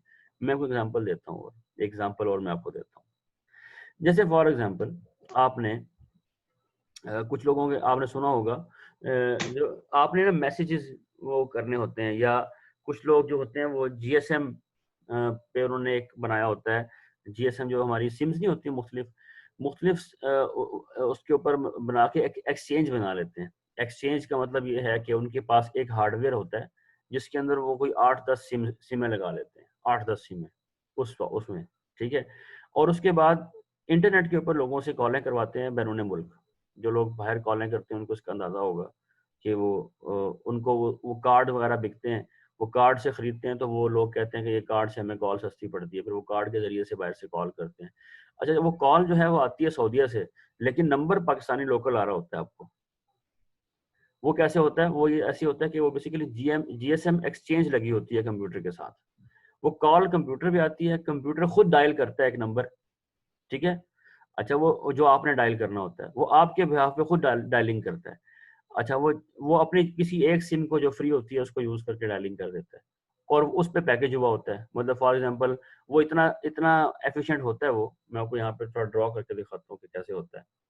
यानी एक शख्स जो है वो आउट ऑफ कंट्री बैठा हुआ है, ये आउट ऑफ कंट्री बैठा हुआ है बंदा, ये शख्स जो है ये कॉल करता है, ठीक है। ये जो कॉल करता है ये इंटरनेट के ऊपर कॉल करता है, इस तरह व्हाट्सएप पे नहीं करता है, इस तरह कॉल करता है ये व्हाट्सएप पे। अब व्हाट्सएप पे तो कॉल फ्री है, तो वो कॉल जो है वो किसी कंप्यूटर पे आती है ऐसे करके, जी। तो वो कॉल इधर आ गई। अच्छा, अभी तक ये कॉल जो है वो चल रही किसके ऊपर है? इंटरनेट के ऊपर चल रही है, इंटरनेट के ऊपर। तो फ्री ऑफ कॉस्ट है। तो वो जो कंपनी जिसने आपको वो कार्ड दिया हुआ है उनको कोई खर्चा नहीं हो रहा, फ्री है। सिवाय से कि उन्होंने एक कंप्यूटर रखा हुआ है बस पाकिस्तान में। इस कंप्यूटर के साथ उन्होंने जोड़ दिया एक जीएसएम एक्सचेंज को, जो मैं आपसे कह रहा था उसकी पावरफुल बना, उसको जीएसएम के लिए इस्तेमाल करते हैं। इसमें उन्होंने कोई 8-10 सिमें, इवन ज्यादा भी लगाई होती हैं, ऐसे करके सिमें लगाई होती हैं, रख देते हैं। अच्छा, वो जो आपकी कॉल आती है ना, वो देखते हैं कि कौन सा नंबर है, यूफोन का है, जैज का है, या किसका है, टेलीनॉर का है। तो ये जो आपका कंप्यूटर है वो इतना पावर मतलब वो होता है यूजफुल, सॉरी इतना इंटेलिजेंट होता है कि ये पता लगा लेता है कि नंबर किस उसका है, नेटवर्क का है। उसमें से जो अवेलेबल सिम है उसके जरिए से वो डायल करता है, और वो जो आपका बंदा है जिसको आपने कॉल करनी थी एक्चुअली, उस तक वो कॉल जाती है। तो आप देखिए मैकेनिज्म में इसमें कंप्यूटर बड़ा अच्छे तरीके से हैवीली इस्तेमाल हो रहा है। लेकिन अगर आम कंप्यूटर की हम बात करें तो खाली डेस्कटॉप ये काम नहीं कर सकता। डेस्कटॉप के साथ हमें एक अलग से चीज़ लगानी पड़ेगी, और अब जो ये चीज़ आपने लगा ली है, ये एक वर्क स्टेशन जो है ना आपका बन चुका है। और ये वर्क स्टेशन के अंदर दो चीज़ें हैं, एक तो आपका कंप्यूटर जिसको आप डेस्कटॉप कह सकते हैं, प्लस ये जीएसएम का एक्सचेंज, और उसका सॉफ्टवेयर यहाँ पे होगा, और उस तरीके से ये करता है। तो अब जो ये बंदा है ना, जब इसे कॉल रिसीव होगी तो वो देखेगा कि यार ये तो नंबर कोई लोकल है, ये तो कोई मतलब ऐसे लग रहा है बंदा कराची से बात कर रहा है, लेकिन वो है मुल्क से बाहर, ठीक है। तो ये इसकी एग्जाम्पल है। इस तरह के बहुत सारे काम कंप्यूटर से लिए जाते हैं। ये वाली एग्जाम्पल समझ आइए आपको? Yes sir, yes. ठीक हो गया। आप में से कितने लोगों को इस बात का पहले इल्म था? मुझे बिल्कुल भी नहीं था सर। जुनेद को था? जी सर, जी सर। अच्छा अच्छा, तो आपने कहीं लगा हुआ देखा सिस्टम ये वाला? जी सर। ये सिस्टम आपने कहीं पे लगा हुआ देखा है? सर लगा हुआ तो नहीं देखे सर, लेकिन सर प्ले स्टेशन। आपको मैं एक बात और बताता हूँ। जी सर। ये पाकिस्तान में इलीगल है, इसलिए बताना जरूरी है। अगर कोई शख्स इस तरह करता है बगैर लाइसेंस के तो ये इलीगल है। इसलिए ऐसा ये ना हो कि आप कल को ऐसा सिस्टम लगा के बैठ जाएं कि सर ने बताया था बहुत अच्छा है, ठीक है ना। ठीक है तो सर। पकड़े भी जाएंगे, पीटीए वाले पकड़ लेते हैं, वो देख लेते हैं कि ये कॉलें कहाँ से आ रही हैं, कहाँ जा रही हैं। अच्छा नहीं सर सर, जी, इसमें एक और सर बात प्ले देखिए, स्टेशन जो है सर वो इंक्लूड नहीं है सर। क्या चीज? जो प्ले स्टेशन में सर वो गेम्स वगैरह प्ले करते हैं ना सर। हाँ वो इंक्लूड नहीं है सर वो भी इसमें? वो वर्क स्टेशन है ना, वो भी वर्क स्टेशन होते हैं, बिल्कुल ठीक है। देखो यहाँ एक लफ्ज लिखा हुआ है अच्छा अच्छा। स्पेशलाइज्ड कंप्यूटर, जो भी किसी एक खास काम के लिए कंप्यूटर होगा वो वर्क स्टेशन कहलाएगा। चलो बाकी बुक से पढ़ लेना, ठीक है ना।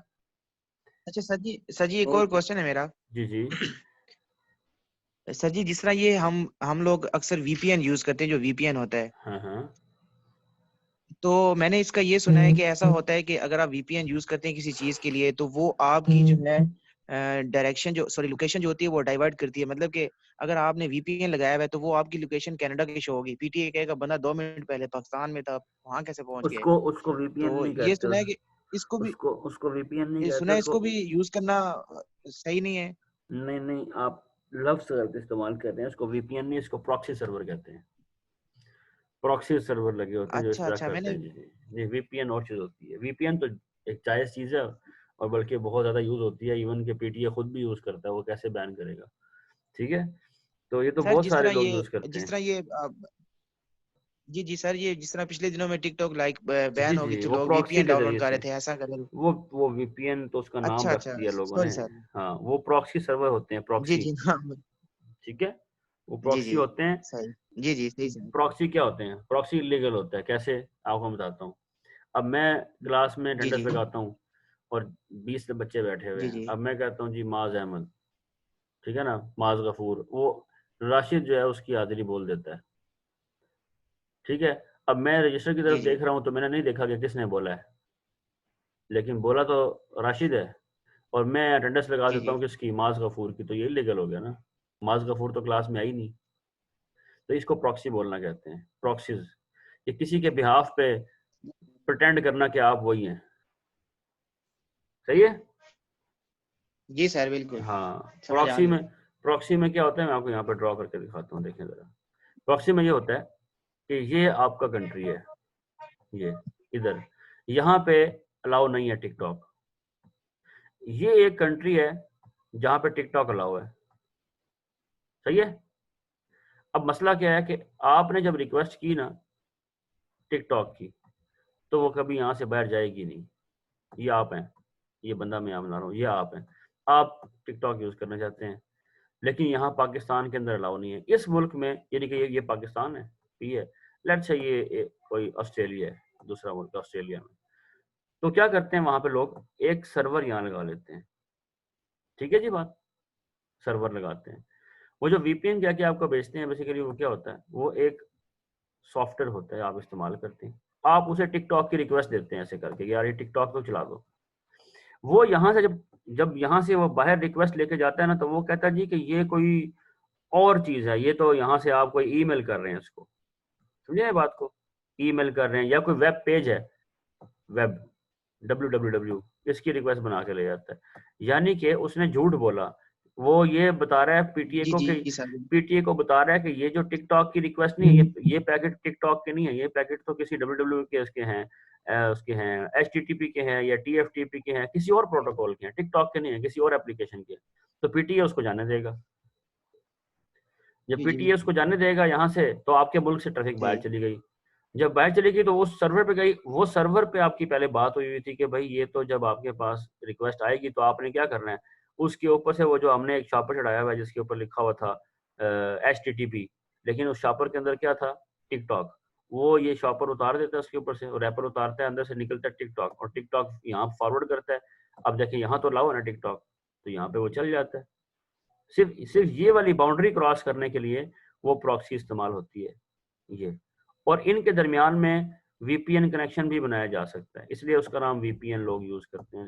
वीपीएन कनेक्शन के दरमियान में बनाया जा सकता है, पॉसिबल है, वो भी पॉसिबल है, ठीक है ना। तो उसके थ्रू भी ये काम होता है, लेकिन ये होता ऐसे है, जी जी प्रॉक्सी होती है ये चीज। अच्छा चलें वापस, बैक टू द टॉपिक। जी जी नोटबुक, स्मॉल अच्छा पोर्टेबल। सर एक जी और छोटा सा क्वेश्चन मेरा। जी जी जी जी बोले। सर जिस तरह ये अपने मोबाइल के जो जैसे हमारे हमारे होते हैं, ये क्या कहते हैं इसको, ये जो सीरियल नंबर होते हैं जिसको आप जो है बोलते हैं, जो चेंज कर देते हैं आजकल मोबाइल में, तो वो पीटीए को तब पता नहीं चलता। आ, EMI नंबर जो होता है सर। नहीं वो और चीज है, उसको छोड़ देंगे आप, वो और चीज है, है वो भी ठीक है। इलीगल, पता पता सब सब कुछ पता चल जाता है, ये बात भी छोड़ दें। ये जो आपकी प्रॉक्सीज हैं इनको ही पकड़ लेते हैं। ये जो प्रॉक्सी मैंने बनाया था कि वो एक टिकटॉक की रिक्वेस्ट को एक जी शॉप पर जी चढ़ाते हैं उसके ऊपर, यानी कि एक उसके ऊपर एक रैपर चढ़ा के उसको ले जाते हैं कि जी ये तो कोई और है। जी जी ये जिस तरह वो नहीं होता कि वो बुर्का पहना के ले जाते हैं जी, वो अंदर तो आदमी जी होता है लेकिन उसको कहते हैं तो औरत है, ऐसी है ना, ठीक है। अब उसे किस तरह पकड़ सकते हैं कि ये आदमी जी है या जी औरत है, बिल्कुल। किस तरह पकड़ जी सकते हैं जी बताएं। सर उसके फेस है और उसके पाँव वो से। तो उसने वो तो उसने डांपा होगा ना। वो क्या करेंगे जी कि किसी एक फीमेल, सर आइस। सुने, फीमेल फीमेल को बुलाएंगे जो पुलिस इंस्पेक्टर होगी, ठीक है ना, चेकिंग वाली, और उसे कहेंगे जी आए हाँ जरा जी ये जो बुरके में जी खातून है जी या जो भी है इनकी तलाशी दें। तो वो जब उसे कहेंगे जी उतारें शॉपर जो ऊपर चढ़ाया हुआ जी बुरका, तो पता चल जाएगा अंदर से बंदा निकला या औरत। समझा रही बात। तो ये कंप्यूटर में भी ऐसे होता बिल्कुल है। बिल्कुल ऐसी बात है। कंप्यूटर में एक एक डिवाइस सही है। लगाते हैं, उसको फायरवॉल कहते हैं। फायरवॉल के अंदर होता है एक सिस्टम जिसको आप कहते हैं deep packet inspection investigation, deep packet investigation, DPI. वो हर अच्छा पैकेट को जी जी खोल के उसके अंदर झांकता है वो कंप्यूटर, पीटीए का, ये इसके अंदर क्या है।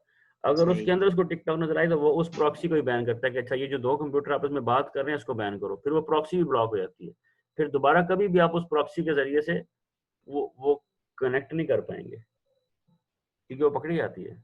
तो ये जितने भी ये जो आप इस तरह की बात कर रहे हैं ये सब डॉज होते हैं, और ये डॉजिंग जो है ये चल सकती है किसी एक खास मतलब थोड़े टाइम के लिए, लंबे अरसे के लिए नहीं चल सकती है, मुस्तकिल सोल्यूशन नहीं होता, ये आरसी सोल्यूशन होता है, कभी भी बंद हो सकता है। अच्छा जी चलें। नोटबुक, नोटबुक क्या होते हैं, जिस तरह आपके पास ये जो आपके इवन आजकल जो ये थोड़े से बड़े साइज के अगर आप देख लें नोट पैड, ठीक है, और जिसको आप स्टाइलस के साथ यूज करते हैं, टच पैड, वो ये सारी चीजें, इवन के जो बड़े साइज के स्क्रीन के जो मोबाइल होते हैं 11 इंच के, 8.5 इंच के, इस तरह के जो आपके पास ये मोबाइल्स हैं, ये सब ये मतलब बहुत सारे ऐसे हैं। जिस तरह भी आप देखें जो स्कीम में एक लैपटॉप दिया था ये जो प्राइम मिनिस्टर स्कीम में, उसकी वो जो है वो स्क्रीन अलग हो जाती थी, तो वो भी एक टच पैड था। वो बिल्कुल एक डेस्कटॉप की तरह पावरफुल होता है, सारे काम कर सकता है, लेकिन वो स्मॉलर इन साइज होता है, वेट भी कम होता है उसका, पोर्टेबल होता है, उसको उठा के लेके जा सकते हैं, तो लाइक इस तरह स्मॉल साइज लैपटॉप्स वगैरह, ये चीजें। ठीक है जी, समझ आ रही है। जी सर। ओके आगे चलते हैं। टैबलेट कंप्यूटर, टैबलेट में वो जो मैंने कहा था स्टाइलस के साथ, बस वो जो पेन पकड़ा हुआ है इसको स्टाइलस कहते हैं।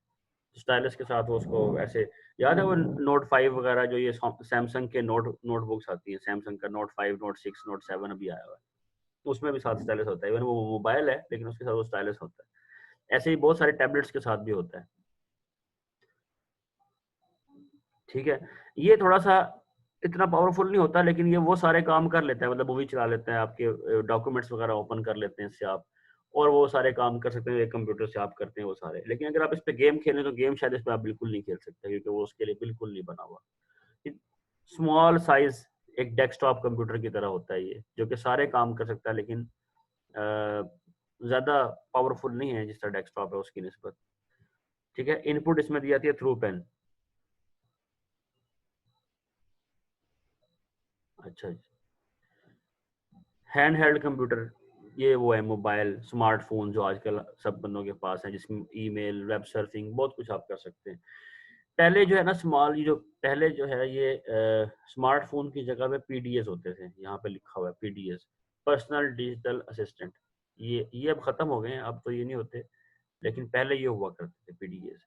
ये बेसिकली एक मोबाइल की तरह की डिवाइस होती थी जो हाथ में लोग पकड़ते थे, ऐसे उस पर बटन वगैरह लगे होते थे, उससे मुख्तलिफ छोटे मोटे काम वो रिमोट कंट्रोलर की तरह होता था बेसिकली ये, वो कर सकते थे। ठीक है ना, हैंड हेल्ड। उसके साथ जिस तरह अगर आपको याद हो कुछ ब्लैकबेरी के फोन्स आए थे जिनके साथ टच स्क्रीन भी थी और साथ में की पैड भी था स्मॉल साइज के, वो भी मिलते हैं मार्केट में, वो पीडीए की एग्जांपल है। वो पीडीए उस तरह की डिवाइस होती है जिसके साथ फॉर एग्जांपल आप कोई डॉक्यूमेंट प्रिंट करना चाहते हैं तो उसके जरिए से प्रिंट भी कर सकते हैं, प्रिंट की कमांड दें, साथ में प्रिंटर लगा हुआ है तो वो प्रिंट भी कर देगा। अब मोबाइल फोन प्रिंट तो नहीं कर सकता ना, ठीक है ना, लेकिन वो जो पीडीएस थे वो थोड़े से इस तरह के काम कर लेते थे कि नोट वगैरह ले लें, कुछ इस तरह की चीज़ें कर लें, डाटा सेंड रिसीव कर लें, ये सारे काम आजकल स्मार्टफोन कर रहे हैं, इसलिए पीडीएस जो है वो खत्म हो गए हैं, वो कोई भी यूज नहीं करता। ओके जी, आगे चलते हैं।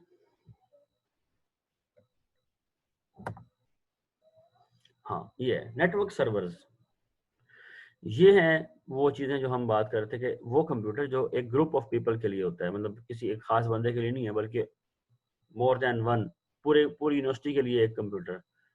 अच्छा, वो कंप्यूटर नहीं होगा, वो उसको हम आम कंप्यूटर की तरह नहीं कह सकते, वो सर्वर मशीन होती है, बड़ी हैवी मशीन होती है, उसे सर्वर कहते हैं, सर्वर्स, सर्वर मशीन। तो हमने देखा कि बहुत सारी टाइप्स होती हैं, मतलब लाइक डेस्कटॉप होते हैं, वर्क स्टेशन होते हैं, टैबलेट्स होते हैं, स्मार्टफोन होते हैं, ठीक है, पीडीएस होते हैं, लेकिन इन सब के अलावा एक पावरफुल कंप्यूटर होता है जिसको आप कहते हैं सर्वर। ये एक सेंट्रलाइज कंप्यूटर होता है जो तमाम कंप्यूटर्स को जोड़ता है। फॉर एग्जाम्पल क्या, जैसे अगर आप अभी जैसे हमने बात की कि अगर आपने ये काम करना है कि जितनी भी ट्रैफिक जा रही है पाकिस्तान से बाहर, उन तमाम ट्रैफिक के पैकेट्स को मॉनिटर करो कि इसमें क्या क्या जा रहा है। अब इसके लिए जारी बात है, एक डेस्कटॉप तो ये नहीं कर सकता, ना वर्क स्टेशन कर पाएगा, तो हमें एक सर्वर मशीन लेनी पड़ती है, एक बहुत बेसिकली हाई एंड सर्वर। अच्छा, सर्वर क्यों पावरफुल होता है, क्या क्या उसके अंदर ऐसी चीज होती है जिसको पावरफुल बनाती है? इंपॉर्टेंट बात, सर्वर के अंदर हाई एंड जो है वो लगा होता है प्रोसेसर, उसका जो प्रोसेसर है वो बहुत पावरफुल होता है, बल्कि सर्वर्स के अंदर एक से ज्यादा होते हैं सीपीयू। मतलब कहने का ये है कि आमतौर पे जो आपका लैपटॉप है या जो आपका कंप्यूटर है, प्रोसेसर वगैरह, उसमें कोर i7 की एक चिप लगी होगी, लेकिन सर्वर मशीन में हो सकता है कि 8-10 लगी हुई हो। समझा रही है? इसका मतलब क्या है कि आपके सर्वर के अंदर 8 से 10 प्रोसेसर लगे हुए हैं, तो सर्वर मशीन्स के अंदर मोर देन वन प्रोसेसर भी हो सकते हैं, 10, 12, 16 इस तरह भी हो सकते हैं, ठीक है, इवन ज्यादा भी हो सकते हैं। वो सारे प्रोसेसर मिलकर काम कर रहे हैं, तो आपको सोचेंगे कितना पावरफुल होगा जिसके अंदर 10-12 प्रोसेसर लगे हुए हों। प्लस उसके अंदर जो रैम होती है वो हंड्रेड्स ऑफ जीबी में होती है, लाइक 128 GB, 256 GB, 512 GB, इस तरीके से उसके अंदर रैम लगी होती है, बड़ी मतलब हाई अमाउंट है और हैवी अमाउंट जो है ना उसमें एक वो रैम लगी होती है। ऐसे उसके पास हार्ड डिस्क स्टोरेज बहुत ज़्यादा होता है। जैसे आप देखिए ना, अब फॉर एग्जांपल जो यूट्यूब है, यूट्यूब में कितनी वीडियोस पड़ी हुई हैं, ये वीडियोस कहाँ पे होंगी? ये वीडियोस किसी ना किसी डाटा सेंटर में होंगी। तो हर सर्वर के साथ पूरा का पूरा एक स्टोरेज का पूरा सिस्टम पड़ा होता है, तो हो सकता है उसके साथ कोई 1000 टेराबाइट्स 1000 टेराबाइट्स जो है वो एक उसके साथ जो है वो एक हार्ड डिस्क लगी हुई है। अच्छा, वो हार्ड डिस्क एक नहीं होगी, अब इम्पोर्टेंट बात यहाँ पे आती है, वो एक हार्ड डिस्क नहीं होगी, बल्कि 1 टेराबाइट की 1000 वो जो है ना वो होंगी, हार्ड डिस्क होंगी। तो उसको आमतौर पे हम कहते हैं सैन कहते हैं, ऐसे ऐसे ऐसे बड़े बड़े जो स्टोरेज होते हैं उसको हम कहते हैं सैन कहते हैं, स्टोरेज एरिया नेटवर्क कहते हैं। ये पूरा सैन जो है ये सिर्फ और सिर्फ क्या होता है, हार्ड डिस्क होती है, और इसके अंदर ऐसे एक पूरे जो है ना रैक्स होते हैं, रैक्स ऐसे करके रैक होते हैं, रैक। ये डाटा सेंटर इसी चीज का नाम है, ठीक है। उसमें डाटा सेंटर में सर्वर होता है और ये हार्ड डिस्क के लिए सैन्स लगे हुए होते हैं और अच्छे हाई एंड प्रोसेसर होते हैं। तो ये हार्ड डिस्क लगी होंगी यहाँ पर ऐसे करके इसके अंदर, ठीक है ना, सैन के अंदर। ये hard sir disk SAN mean SAN storage area network, ठीक है ना। ये फिर किसी सर्वर के साथ कनेक्ट होगी ऐसे करके, सही है ना। ये सर्वर है, ये आपका सर्वर है, एस सर्वर। और फिर ये सर्वर पूरी दुनिया के साथ पूरे ग्लोब के साथ जो है वो कनेक्टेड है। तो अब पूरी दुनिया की रिक्वेस्ट आ रही हैं जा रही हैं, वो यहाँ से डाटा उठा के यूजर को प्रोवाइड करता है। समझ आ रही है बात? इस तरीके से चल रहा होता है काम। तो ये अलग पूरा स्टोरेज है, ये पूरा तो इस चीज को हम पूरी चीज को हम डाटा सेंटर कह सकते हैं, इस पूरी चीज को। जिस तरह माइक्रोसॉफ्ट का है, गूगल का डाटा सेंटर है जो पूरी दुनिया से रिक्वेस्ट रिसीव करता है और फिर अपने डाटा सेंटर के अंदर जो मौजूद स्टोरेज है वहां से उठा के इन्फॉर्मेशन आपको देता है या आपकी इन्फॉर्मेशन को वहां पे स्टोर करता है। जो आपको गूगल क्लासरूम है, इसकी एग्जांपल यही है ना। अब गूगल क्लासरूम जो है ये स्टोरेज कहाँ, वो जो मैंने बुक्स अपलोड की है वो कहाँ जा रही हैं? वो उनके स्टोरेज पे जा रही है, गूगल का जो अपना क्लाउड है बेसिकली, ठीक है ना, उनके डाटा सेंटर पे स्टोर हो रही है। चलें, ये इस मजीद डाटा सेंटर को हम बाद में पढ़ेंगे, इसके ऊपर मजीद जो है वो अभी बात नहीं करूंगा क्योंकि डेटा सेंटर को हमने बहुत तफसील से पढ़ना है, इसको हम बाद में पढ़ेंगे, अभी नहीं। अच्छा, नेटवर्क सर्वर्स, सेंट्रलाइज कंप्यूटर्स, अच्छा, ऑल अदर कंप्यूटर से कनेक्ट होते हैं, प्रोवाइड एक्सेस टू रिसोर्सेज। जारी बात, रिसोर्सेज क्या होते हैं? वो जो आपके यूट्यूब की वीडियोस हैं, कंटेंट्स हैं, या आपके जो डॉक्यूमेंट्स हैं, जो भी आपने चीज़ें रखी हुई हैं इंटरनेट के ऊपर, वो ईमेल के सर्वर्स, ये आपको रिसोर्सेज की बेसिकली एक्सेस प्रोवाइड करते हैं। Multiple servers card server farms बनाए जाते हैं, सर्वर के फार्म्स, क्लस्टर जिसे कहते हैं, बेसिकली सर्वर फार्म से बेहतर लफ्ज़ है क्लस्टर्स यूज किए जाते हैं। कि ये तो मैंने आपको बना के दिखाया था एक सर्वर, वो जो अभी मैंने बनाया था, यहाँ पे दोबारा बना देता हूँ, दोबारा यहाँ बना देता हूँ मैं, कि यहाँ पे ये सैन था, ऐसे करके ये सैन था, ऐसे, ठीक है, ये मैंने सैन बनाया था,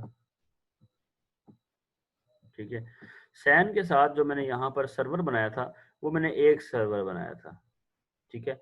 डाटा सेंटर में आमतौर पर सर्वर भी एक नहीं होता, सर्वर भी एक से ज्यादा होते हैं, यानी कि पूरा एक उसका भी रैक होता है, मुख्तलिफ तरह के उसमें सर्वर लगे होते हैं, तो ये भी पूरा एक जो है ना बेसिकली एक क्लस्टर, इसे हम कहते हैं क्लस्टर, क्या कहते हैं जिसको हम, जिसमें मल्टीपल सर्वर होते हैं, लेकिन ये एक के तौर पे काम कर रहे होते हैं। इनको इस तरीके से आपस में कनेक्ट किया जाता है कि जो बाहर की दुनिया है, बाहर की दुनिया, जो बाकी दुनिया है, उसको लगता है कि यहाँ एक ही सर्वर है, उसको अंदर कितने सर्वर लगे ये नहीं पता होता। अब जिस तरह हम है, हमें नहीं पता कि जो हमारे, हम जो ये जो हमने बुक्स अपलोड की हैं वो किस सर्वर ने ली और कहाँ जाके रखी, नहीं, हमें पता है बस गूगल का एक सर्वर है बस, जो हमसे रिक्वेस्ट रिसीव करता है और उसके बाद सेव कर देता है।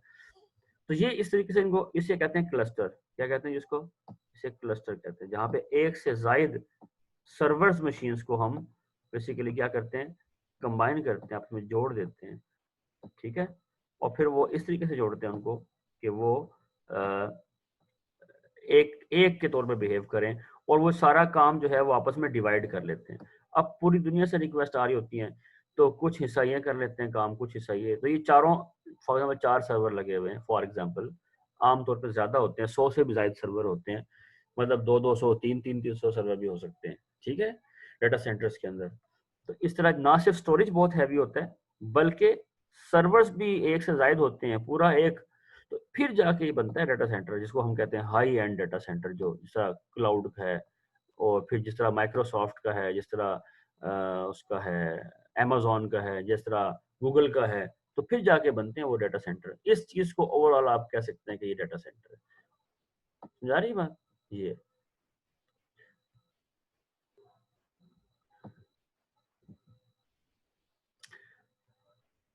आगे चलते हैं, मेन फ्रेम, देखिए ये वो आगे जिसकी मैं बात कर रहा था, use in large organisation, handle thousand of user access through terminal. तो ये बेसिकली वो मेन फ्रेम कंप्यूटर जो रैक्स के अंदर एक से ज्यादा सर्वर लगे होते हैं और स्टोरेज लगा होता है, ये कंप्यूटर होते हैं फॉर बड़ी बड़ी जो कंपनियां उनके लिए होती हैं, उनके लिए होते हैं ये कंपनियां हैं जो डिजाइन करती हैं पूरा पूरा डाटा सेंटर, वो आपको लगा के देते हैं, जिस तरह है ना लिखा हुआ है कंप्यूटर्स फॉर ऑर्गेनाइजेशन, तो बड़ी बड़ी जो कंपनीज हैं, जिस तरह माइक्रोसॉफ्ट है, गूगल है, अमेजोन है, ये वो लगाती हैं, मेन फ्रेम कंप्यूटर्स जो हैं वो यूज करती हैं लोग, ये लोग मिनी कंप्यूटर्स, ये बेसिकली मेन फ्रेम और डेस्कटॉप के दरमियान में होते हैं, यानी इससे इसका लाइटर वर्जन, देखें डेस्कटॉप तो पता है ना हमें आम इस्तेमाल के लिए होता है, लेकिन अगर आप कहें जी कि मैंने एक छोटा सा डाटा सेंटर बनाना है, तो वो मिनी कंप्यूटर कहलाएगा। तो पावरफुल होता है, लेकिन इसकी power between main frame and desktop होती है। ये हैंडल करता है 100 ऑफ यूजर को, अगर आप देखें ये तो हैंडल करता है थाउजेंड्स ऑफ यूजर को, तो ये हैंडल करता है 100 ऑफ यूजर को, बस ये है स्मॉल कंपनियों के लिए। फॉर एग्जाम्पल एक यूनिवर्सिटी के अंदर अगर हम अपने डाटा सेंटर बनाएं तो वो मिनी कंप्यूटर कहलाएगा। आमतौर पर लफ्ज इसके लिए सुपर कंप्यूटर इस्तेमाल करते हैं, ज्यादा बेहतर है सुपर कंप्यूटर। ये अगर आप देखें, आपको मैं एग्जाम अभी मैं बल्कि एक आपसे कहा टास्क होगा कि आप जाके देखें, बल्कि सर्च करें, ये आप समझ ले कि एक किस्म की छोटी सी आपकी असाइनमेंट ही समझ लें इसको, आप नेक्स्ट क्लास में पूछूंगा आपसे मैं। आपने क्वेश्चन ये है सर्च करना है कि टॉप 500 सुपर कंप्यूटर्स, ठीक है, क्या क्वेश्चन है, टॉप 500 सुपर कंप्यूटर जो है ना वो सर्च करें कि दुनिया में सबसे फास्टेस्ट कंप्यूटर कौन सा है, सबसे फास्ट सुपर कंप्यूटर, सबसे बड़ा बेहतरीन सुपर कंप्यूटर किसके पास है, ये आपने पता लगाना है। उसके अंदर कितनी कोर्स हैं, कितनी उसके पास रैम है, कितनी उसके पास हार्ड डिस्क है, ठीक है, और वो कितनी पावर लेता है और कहाँ पे है, कौन सा कंट्री उसको मेंटेन करता है। ठीक है, तो सुपर कंप्यूटर बेसिकली क्या होते हैं, जिस तरह अभी हमने बात की, जो डाटा सेंटर्स के अंदर जो कंप्यूटर्स यूज होते हैं उनको सुपर कंप्यूटर कहते हैं, कि वो बड़े हैवी हाई एंड कंप्यूटर होते हैं, जो कि जिस तरह अभी मैंने आपको बना के दिखाया था क्लस्टर। ठीक है, तो ये वो क्लस्टर होता है बेसिकली, और बहुत लार्ज साइज का क्लस्टर होता है। फॉर एग्जांपल इसमें थाउजेंड्स ऑफ सर्वर्स होंगे, थाउजेंड ऑफ सर्वर होंगे। ठीक है, इवन मिलियंस तक होते हैं। तो मैं इसलिए कह रहा हूँ कि अगर आप सर्च कीजिएगा आपको पता लगेगा कि कितने बड़े बड़े कंप्यूटर हैं दुनिया में, कैसे कैसे कंप्यूटर हैं, कौन उनको मेंटेन करता है, किस कंपनी के हैं। समझ आ रही है बात? ये बड़ी यूजफुल समझ होगी। तो आपने सर्च करना है world top 500 computers, top 500 super computer, ये आपने सर्च करना है। फिर वहां पे पढ़ना है आपने कि दुनिया का सबसे जो है वो जो टॉप कंप्यूटर नंबर 1 पे कौन है। तो आपको उससे अंदाजा होगा कि ये भी एक अलग दुनिया में रेस है, कि बेहतरीन से बेहतरीन, बेस्ट से बेस्ट सुपर कंप्यूटर डिजाइन करने की एक अलग से रेस है। ये सुपर कंप्यूटर इस्तेमाल किस लिए होते हैं, ये बड़ी अहम बात है। अब इतना बड़ा जो कंप्यूटर लगा लिया आपने, इतना बड़ा जो मतलब पूरे एक प्लाजे में एक कंप्यूटर है, और उसकी पावर इतनी ज्यादा है कि उसके अंदर बेसिकली देखिए क्या लिखा हुआ है, प्रोसेस ट्रिलियंस ऑफ ऑपरेशंस पर सेकंड, ट्रिलियंस। तो क्या करना है इस पावर का, क्या काम इससे लिए जाता है। तो बेसिकली होता ये है कि अगर आप में से कुछ लोगों को शायद पता होगा, मैं आपको जिनको नहीं पता बता देता हूँ। बहुत सारे ऐसे काम हैं जो कि आम कंप्यूटर नहीं कर सकते, जिस तरह हमारा जो डेस्कटॉप है ये नहीं कर पाएगा, वर्क स्टेशन भी नहीं कर पाएगा, आम सर्वर भी नहीं कर सकते। फॉर एग्जाम्पल क्या काम, मैं आपको एग्जाम्पल देता हूँ। कुछ ऐसे एल्गोरिदम्स हैं या कुछ ऐसी इक्वेशंस हैं जिनको अगर आप सॉल्व करने के लिए बैठे हैं तो वो उसका रिजल्ट जो है वो शायद 1 साल बाद आए आपके कंप्यूटर में, 1 साल बाद उसका रिजल्ट आएगा, क्योंकि वो इतनी उसमें कैलकुलेशंस इन्वॉल्व हैं कि वो आपका कंप्यूटर जल्दी जल्दी कर ही नहीं सकता। हालांकि आपका कंप्यूटर बहुत तेज है, कोर i7 लगा हुआ है, रैम बहुत ज्यादा है, फिर भी नहीं कर पाएगा। तो इसका मतलब वो काम बहुत ज्यादा है। अब कितना ज्यादा काम है, जरा मैं आपको एग्जांपल से समझाता हूँ। अगर आप लोगों ने कैलकुलेटर यूज किया हो तो आप उसके अंदर जो ये इक्वेशन यूज करते हैं, क्वाड्रेटिक इक्वेशन को सॉल्व कर लेते हैं, या थर्ड ऑर्डर जिसमें x की पावर 3 होती है। आपने कभी ऐसे कैलकुलेटर देखे जिसमें जो x की पावर 4 को सॉल्व कर रहे हैं, x की पावर 5 को सॉल्व कर रहे हैं? नहीं देखे होंगे, क्योंकि वो बहुत मुश्किल होता है उनको सॉल्व करना। उनके लिए, उनको सॉल्व करने के लिए जो एल्गोरिदम है वो बहुत हैवी है। मतलब अगर पेपर पे भी आप सॉल्व करें ना, x की पावर 4, वो जो आप क्वेश्चन सॉल्व करते थे एफएससी में, जो आप उसमें फर्स्ट ईयर में भी आपने किए होंगे, जिसमें वो x की पावर 4 होती थी, तो फिर क्या करते थे आप लोग? उसके मुख्तलिफ तरीके आपने पढ़े होंगे कि पहले हम पुट करते थे कि x square is equal to y, फिर वो y स्क्वायर बनता था, फिर मतलब उसको क्वाड्रेटिक बना के सॉल्व करते थे, फिर उसको सॉल्व करते थे, तो फिर जाके वो क्वेश्चन बाई हैंड भी बहुत लंबा होता था। एक एक सवाल जो है वो 3-3 4-4 सफ़ों पे चला जाता था।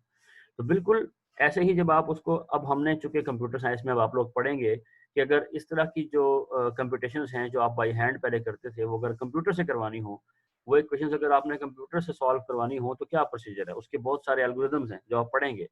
ठीक है, अब वो एल्गोरिदम जो है, अगर आपको इक्वेशन दी जाए जिसके अंदर x की पावर 1000 हो, यानी कि ऐसी इक्वेशन जो कि जिसका ऑर्डर क्या हो, 1000 हो, तो उसको सॉल्व करने के लिए कंप्यूटर जो है वो, आम कंप्यूटर जो आपके घर में मौजूद है, वो शायद कभी भी उसको सॉल्व ना कर पाए। वो आप उसको लगा के चले जाएं, पता लगे महीना गुजर गया और रिजल्ट नहीं आ रहा, क्योंकि वो उसको सॉल्व कर रहा है, सॉल्व किए जा रहा है, काम किए जा रहा है। ऐसा नहीं कि कंप्यूटर हैंग हुआ है, काम किए जा रहा है, लेकिन अभी अभी वो रिजल्ट नहीं आया, अभी वो उसका सोल्यूशन फाइंड नहीं कर सका। समझे ना बात को? ऐसी हैवी कंप्यूटेशंस। अच्छा, एक और एग्जांपल देता हूँ।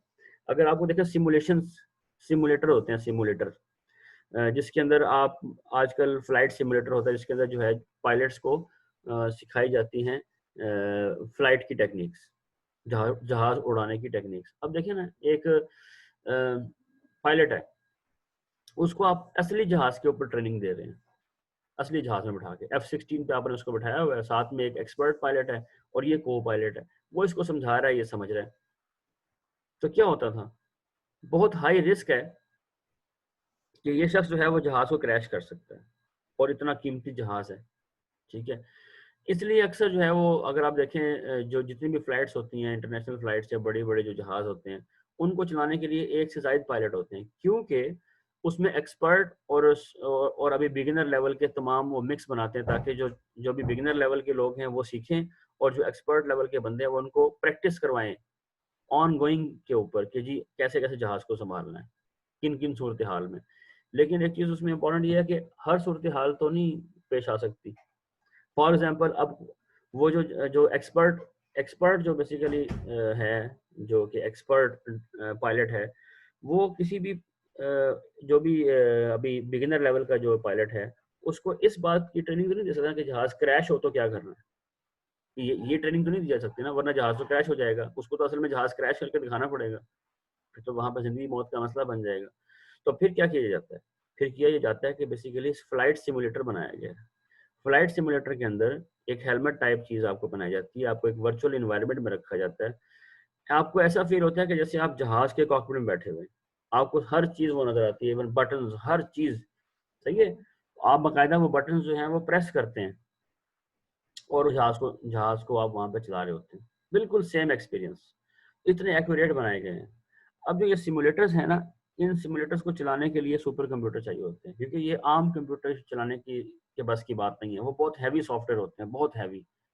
उनके लिए कंप्यूटेशंस जो रिक्वायरमेंट है वो बहुत हैवी है। चूंकि अभी आप लोग बिल्कुल अर्ली लेवल पे हैं, तो ये चीज़ आपको समझाना बहुत मुश्किल है कि कितनी हैवी कंप्यूटेशन होती है। लेकिन अभी थर्ड सेमेस्टर के अंदर जब आप पहुंचेंगे, तो वहां जाके आप कोर्स पढ़ेंगे एक क्रिप्टोग्राफी नेटवर्क सिक्योरिटी का, और साथ में आप पढ़ेंगे ये पैरेलल एंड डिस्ट्रीब्यूटेड कंप्यूटिंग।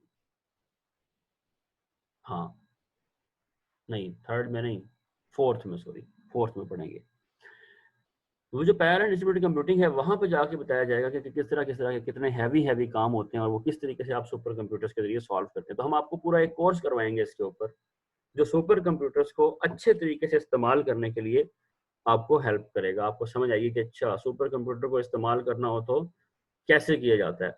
उसके लिए प्रोग्रामिंग करनी हो तो वो प्रोग्रामिंग कैसे होगी। इसकी प्रोग्रामिंग भी बहुत मुख्तलिफ होती है। जो अभी आप सीखेंगे फर्स्ट 3 सेमेस्टर्स में, 1, 2 और 3 में, ये प्रोग्रामिंग उससे बहुत मुख्तलिफ होती है जो वहाँ पे की जाती है। तो वो भी आपको उस तरह अलग से सिखाई जाएगी। लेकिन कहने का मतलब ये है कि सुपर कंप्यूटर जो हैं ये वाले, ये बड़े हाई एंड कंप्यूटर होते हैं जो बहुत हैवी कंप्यूटेशंस के लिए मतलब यूज़ किए जाते हैं, जहाँ पे बहुत ज़्यादा कंप्यूटेशन परफॉर्म करनी हो। इनका मकसद बनाने का होता है ज़्यादा से ज़्यादा कंप्यूटेशंस परफॉर्म करना। देखें, इनका मकसद मेमोरी प्रोवाइड करना नहीं होता। तो इनके साथ सैन वगैरह इतने हैवी नहीं लगे होते जितने हैवी इनके साथ सीपीयू लगे होते हैं। प्रोसेसर ज़्यादा होते हैं इसके अंदर। इसमें ज़्यादातर जो है ना, रैम ज़्यादा होती है, सीपीयू ज़्यादा होते हैं, वो चीज़ें ज़्यादा होती हैं इसके अंदर। ठीक है, ताकि ज़्यादा ज़्यादा ऑपरेशन परफॉर्म कर सकें। समझ आ रही है जी? एनी क्वेश्चन यहाँ तक?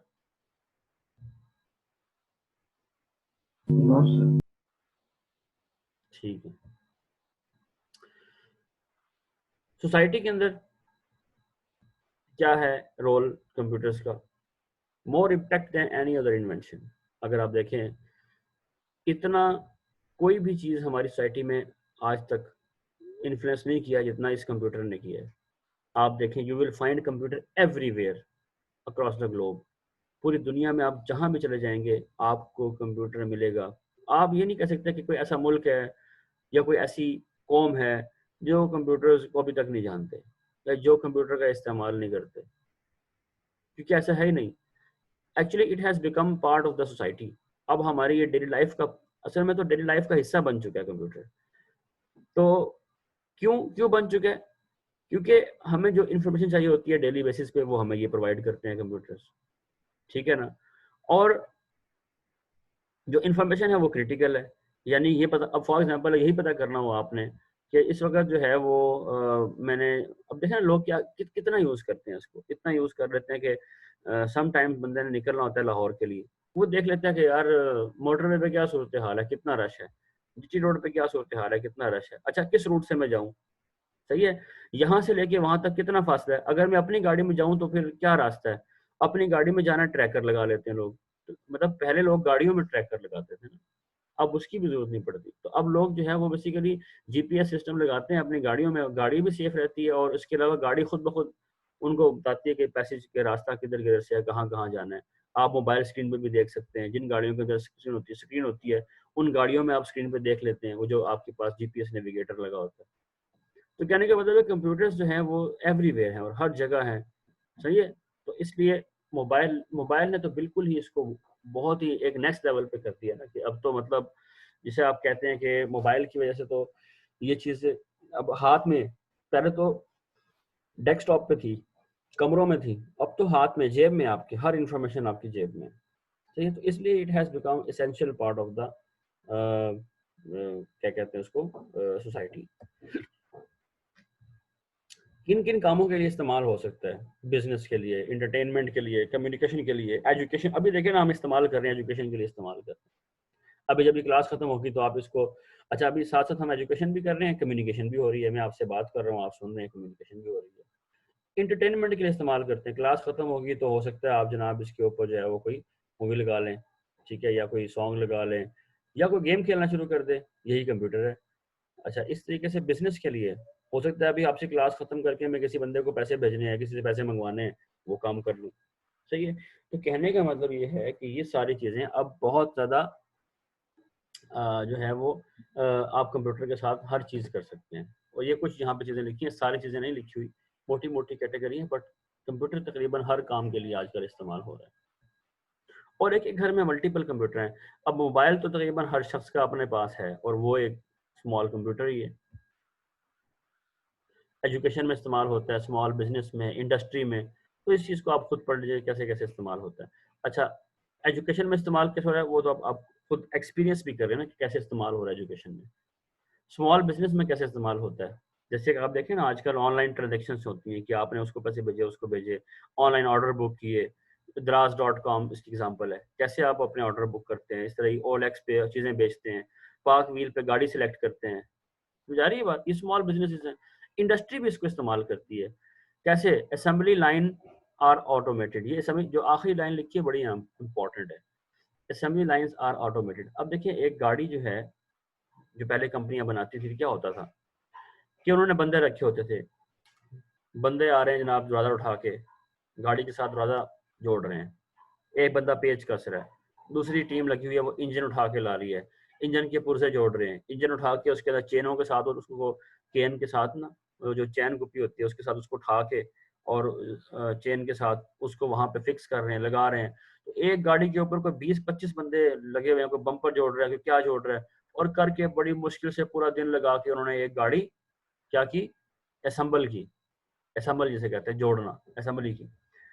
अब ये जो लोगों ने काम किया, ये ऑटोमेटेड नहीं था, ये मैनुअल था। हर काम हाथ से हो रहा है, दरवाजे लगा रहे हैं, छतें लगा रहे हैं, कारपेट बिछा रहे हैं, उसके अंदर गद्दियां लगा रहे हैं, उसके अंदर जो है वो स्टीयरिंग जोड़ रहे हैं, कोई डैशबोर्ड पे लगा हुआ है, कोई उसके व्हील्स के साथ अटैच हो रहा है। मतलब मुख्तलिफ टीम्स हैं जो मुख्तलिफ काम कर रही हैं। अच्छा, ये सब लोग काम करते हैं और पूरे दिन में एक गाड़ी बनाते हैं और शाम को थक जाते हैं। अब कंपनी क्या कर रही है, इतने सारे लोगों को उसने हायर किया हुआ है और गाड़ियां वो बनाने वाली कंपनी है, और हर रोज वो एक गाड़ी बनाती है। फिर कंप्यूटर आ जाता है। कंप्यूटर के जरिए से अब मशीन्स आ गई हैं जो कंप्यूटर के जरिए से ऑपरेट होती हैं। वो जो दरवाज़ा पहले बंदे उठा के ला रहे थे, वो बंदा नहीं उठाएगा अब। वो कौन उठाएगा जी? वो बनाएगी भी मशीन, उठाएगी भी मशीन, और ला के उसको रखेगी। सिर्फ एक या दो बंदे आपको वहां नजर आएंगे जो सिर्फ चेक करते हैं कि वो प्रॉपर फिक्स हुआ कि नहीं हुआ, बस। अच्छा, अब आपने क्या किया, अब आपने वो जो 10 बंदे रखे थे उनकी आपने 5 टीमें बना दी। अब वो 5 गाड़ियों के ऊपर आपने 2-2 बंदे छोड़ दिए, जो सिर्फ देख रहे हैं कि हर चीज़ प्रॉपर जगह पे फिक्स आ रही है कि नहीं आ रही, बस दैट्स इट। अब एक वक्त में 5 गाड़ियाँ असेंबल हो रही हैं कंप्यूटर के ज़रिए से, और कंप्यूटर के अंदर आपने पूरा एक प्रोसीजर इम्प्लीमेंट किया हुआ है कि पहले ये लगाना है, फिर ये लगाना है, फिर ये लगाना है, ये चीज़ें इकट्ठी लगानी है, ये पहले लगानी है, वो बाद में लगानी है, और वो मशीन ऑटोमेटेड, आप सोए हुए मशीन काम कर रही है, गाड़ी तैयार हो रही है। इवन दिन रात काम हो रहा है, शिफ्ट के अंदर काम हो रहा है। ये है असेंबली लाइन ऑटोमेशन, यानी कि जो गाड़ियों की असेंबलिंग थी, इवन जहाज़ों की, गाड़ी में मतलब इस्तेमाल कर रहा हूँ, गाड़ी ज़रूरी नहीं है, किसी भी चीज़ की। फॉर एग्जांपल आप देखें, जो आजकल ये जो डिवाइस, फ्रिज बनता है, फ्रिज है, ठीक है, टेलीफोन है, टेलीविजन है, आपके जो ये लैपटॉप की मैन्युफैक्चरिंग है, हर चीज़ की असेंबली लाइन मैन्युफैक्चरिंग है, गाड़ियों की, जहाज़ों की, ये भी कंप्यूटराइज है, और वो कंप्यूटर के ज़रिए से कंट्रोल होती है, और बहुत एक सीक्वेंस में चीज़ें हो रही होती हैं, ठीक है। तो ये चीज़ भी आजकल इंडस्ट्री के अंदर इस्तेमाल होते हैं computer for assembly line production. Government में इस्तेमाल होते हैं, जिस तरह आप एग्जांपल देखें ना, नादरा FBI है, टैक्स कलेक्शन करता है, नादरा जो है वो सारों का रिकॉर्ड रखता है, ठीक है ना जी। अच्छा, यहाँ एक बात लिखी होनी चाहिए, governments were the first computer users. तो शुरू में जब कंप्यूटर डिजाइन किए गए तो सबसे पहले गवर्नमेंट के लोगों ने ही इस्तेमाल किया, क्योंकि जो गवर्नमेंट के लोग होते हैं उनके पास डाटा ज्यादा होता है आमतौर पे बाकी लोगों के इस पर। अब देखिए ना, गवर्नमेंट के पास, नादरा के पास क्या है, पूरे पाकिस्तान के लोगों का डाटा है। टैक्स कलेक्शन करनी है, FBI के पास पूरे पाकिस्तान के अंदर, पूरे पाकिस्तान नहीं बल्कि पूरे दुनिया में जितने पाकिस्तानी है सबका डाटा है यार। ये ऐसे ही तो आमतौर पे जो गवर्नमेंट ऑफिस होते हैं उनके पास डाटा बहुत ज्यादा होता है, ह्यूज डाटा होता है, इसलिए वो फर्स्ट यूजर थे जब बने थे तब भी, और आज भी वो एक हैवी यूजर है इन तमाम कंप्यूटर्स के। हेल्थ केयर में इस्तेमाल होता है आजकल, तो आपको पता है मेडिकल की फील्ड में इस्तेमाल हो रहा है। इवन कि अब आप देखें जो ये MRI मशीन हैं सब कंप्यूटराइज्ड हैं, प्रिंट निकल आते हैं बड़े आराम से, सारा CT स्कैन हो जाता है, आपके जो अल्ट्रासाउंड है, इसके अलावा और बहुत सारे टेस्ट हैं वो सब कंप्यूटराइज्ड होते हैं। इवन इसके अलावा आजकल तो हार्ट ट्रांसप्लांट तक, लीवर ट्रांसप्लांट, किडनी ट्रांसप्लांट, ये सारे ऑपरेशन ऑटोमेटेड हैं, मशीन कर लेती है। मतलब मशीन हार्ट सर्जरी कर लेती है मशीन खुद से। ऐसी जबरदस्त जो है ना वो बन चुकी हैं, एप्लीकेशंस बन चुकी हैं जो सारे काम तो हेल्थ केयर में इस्तेमाल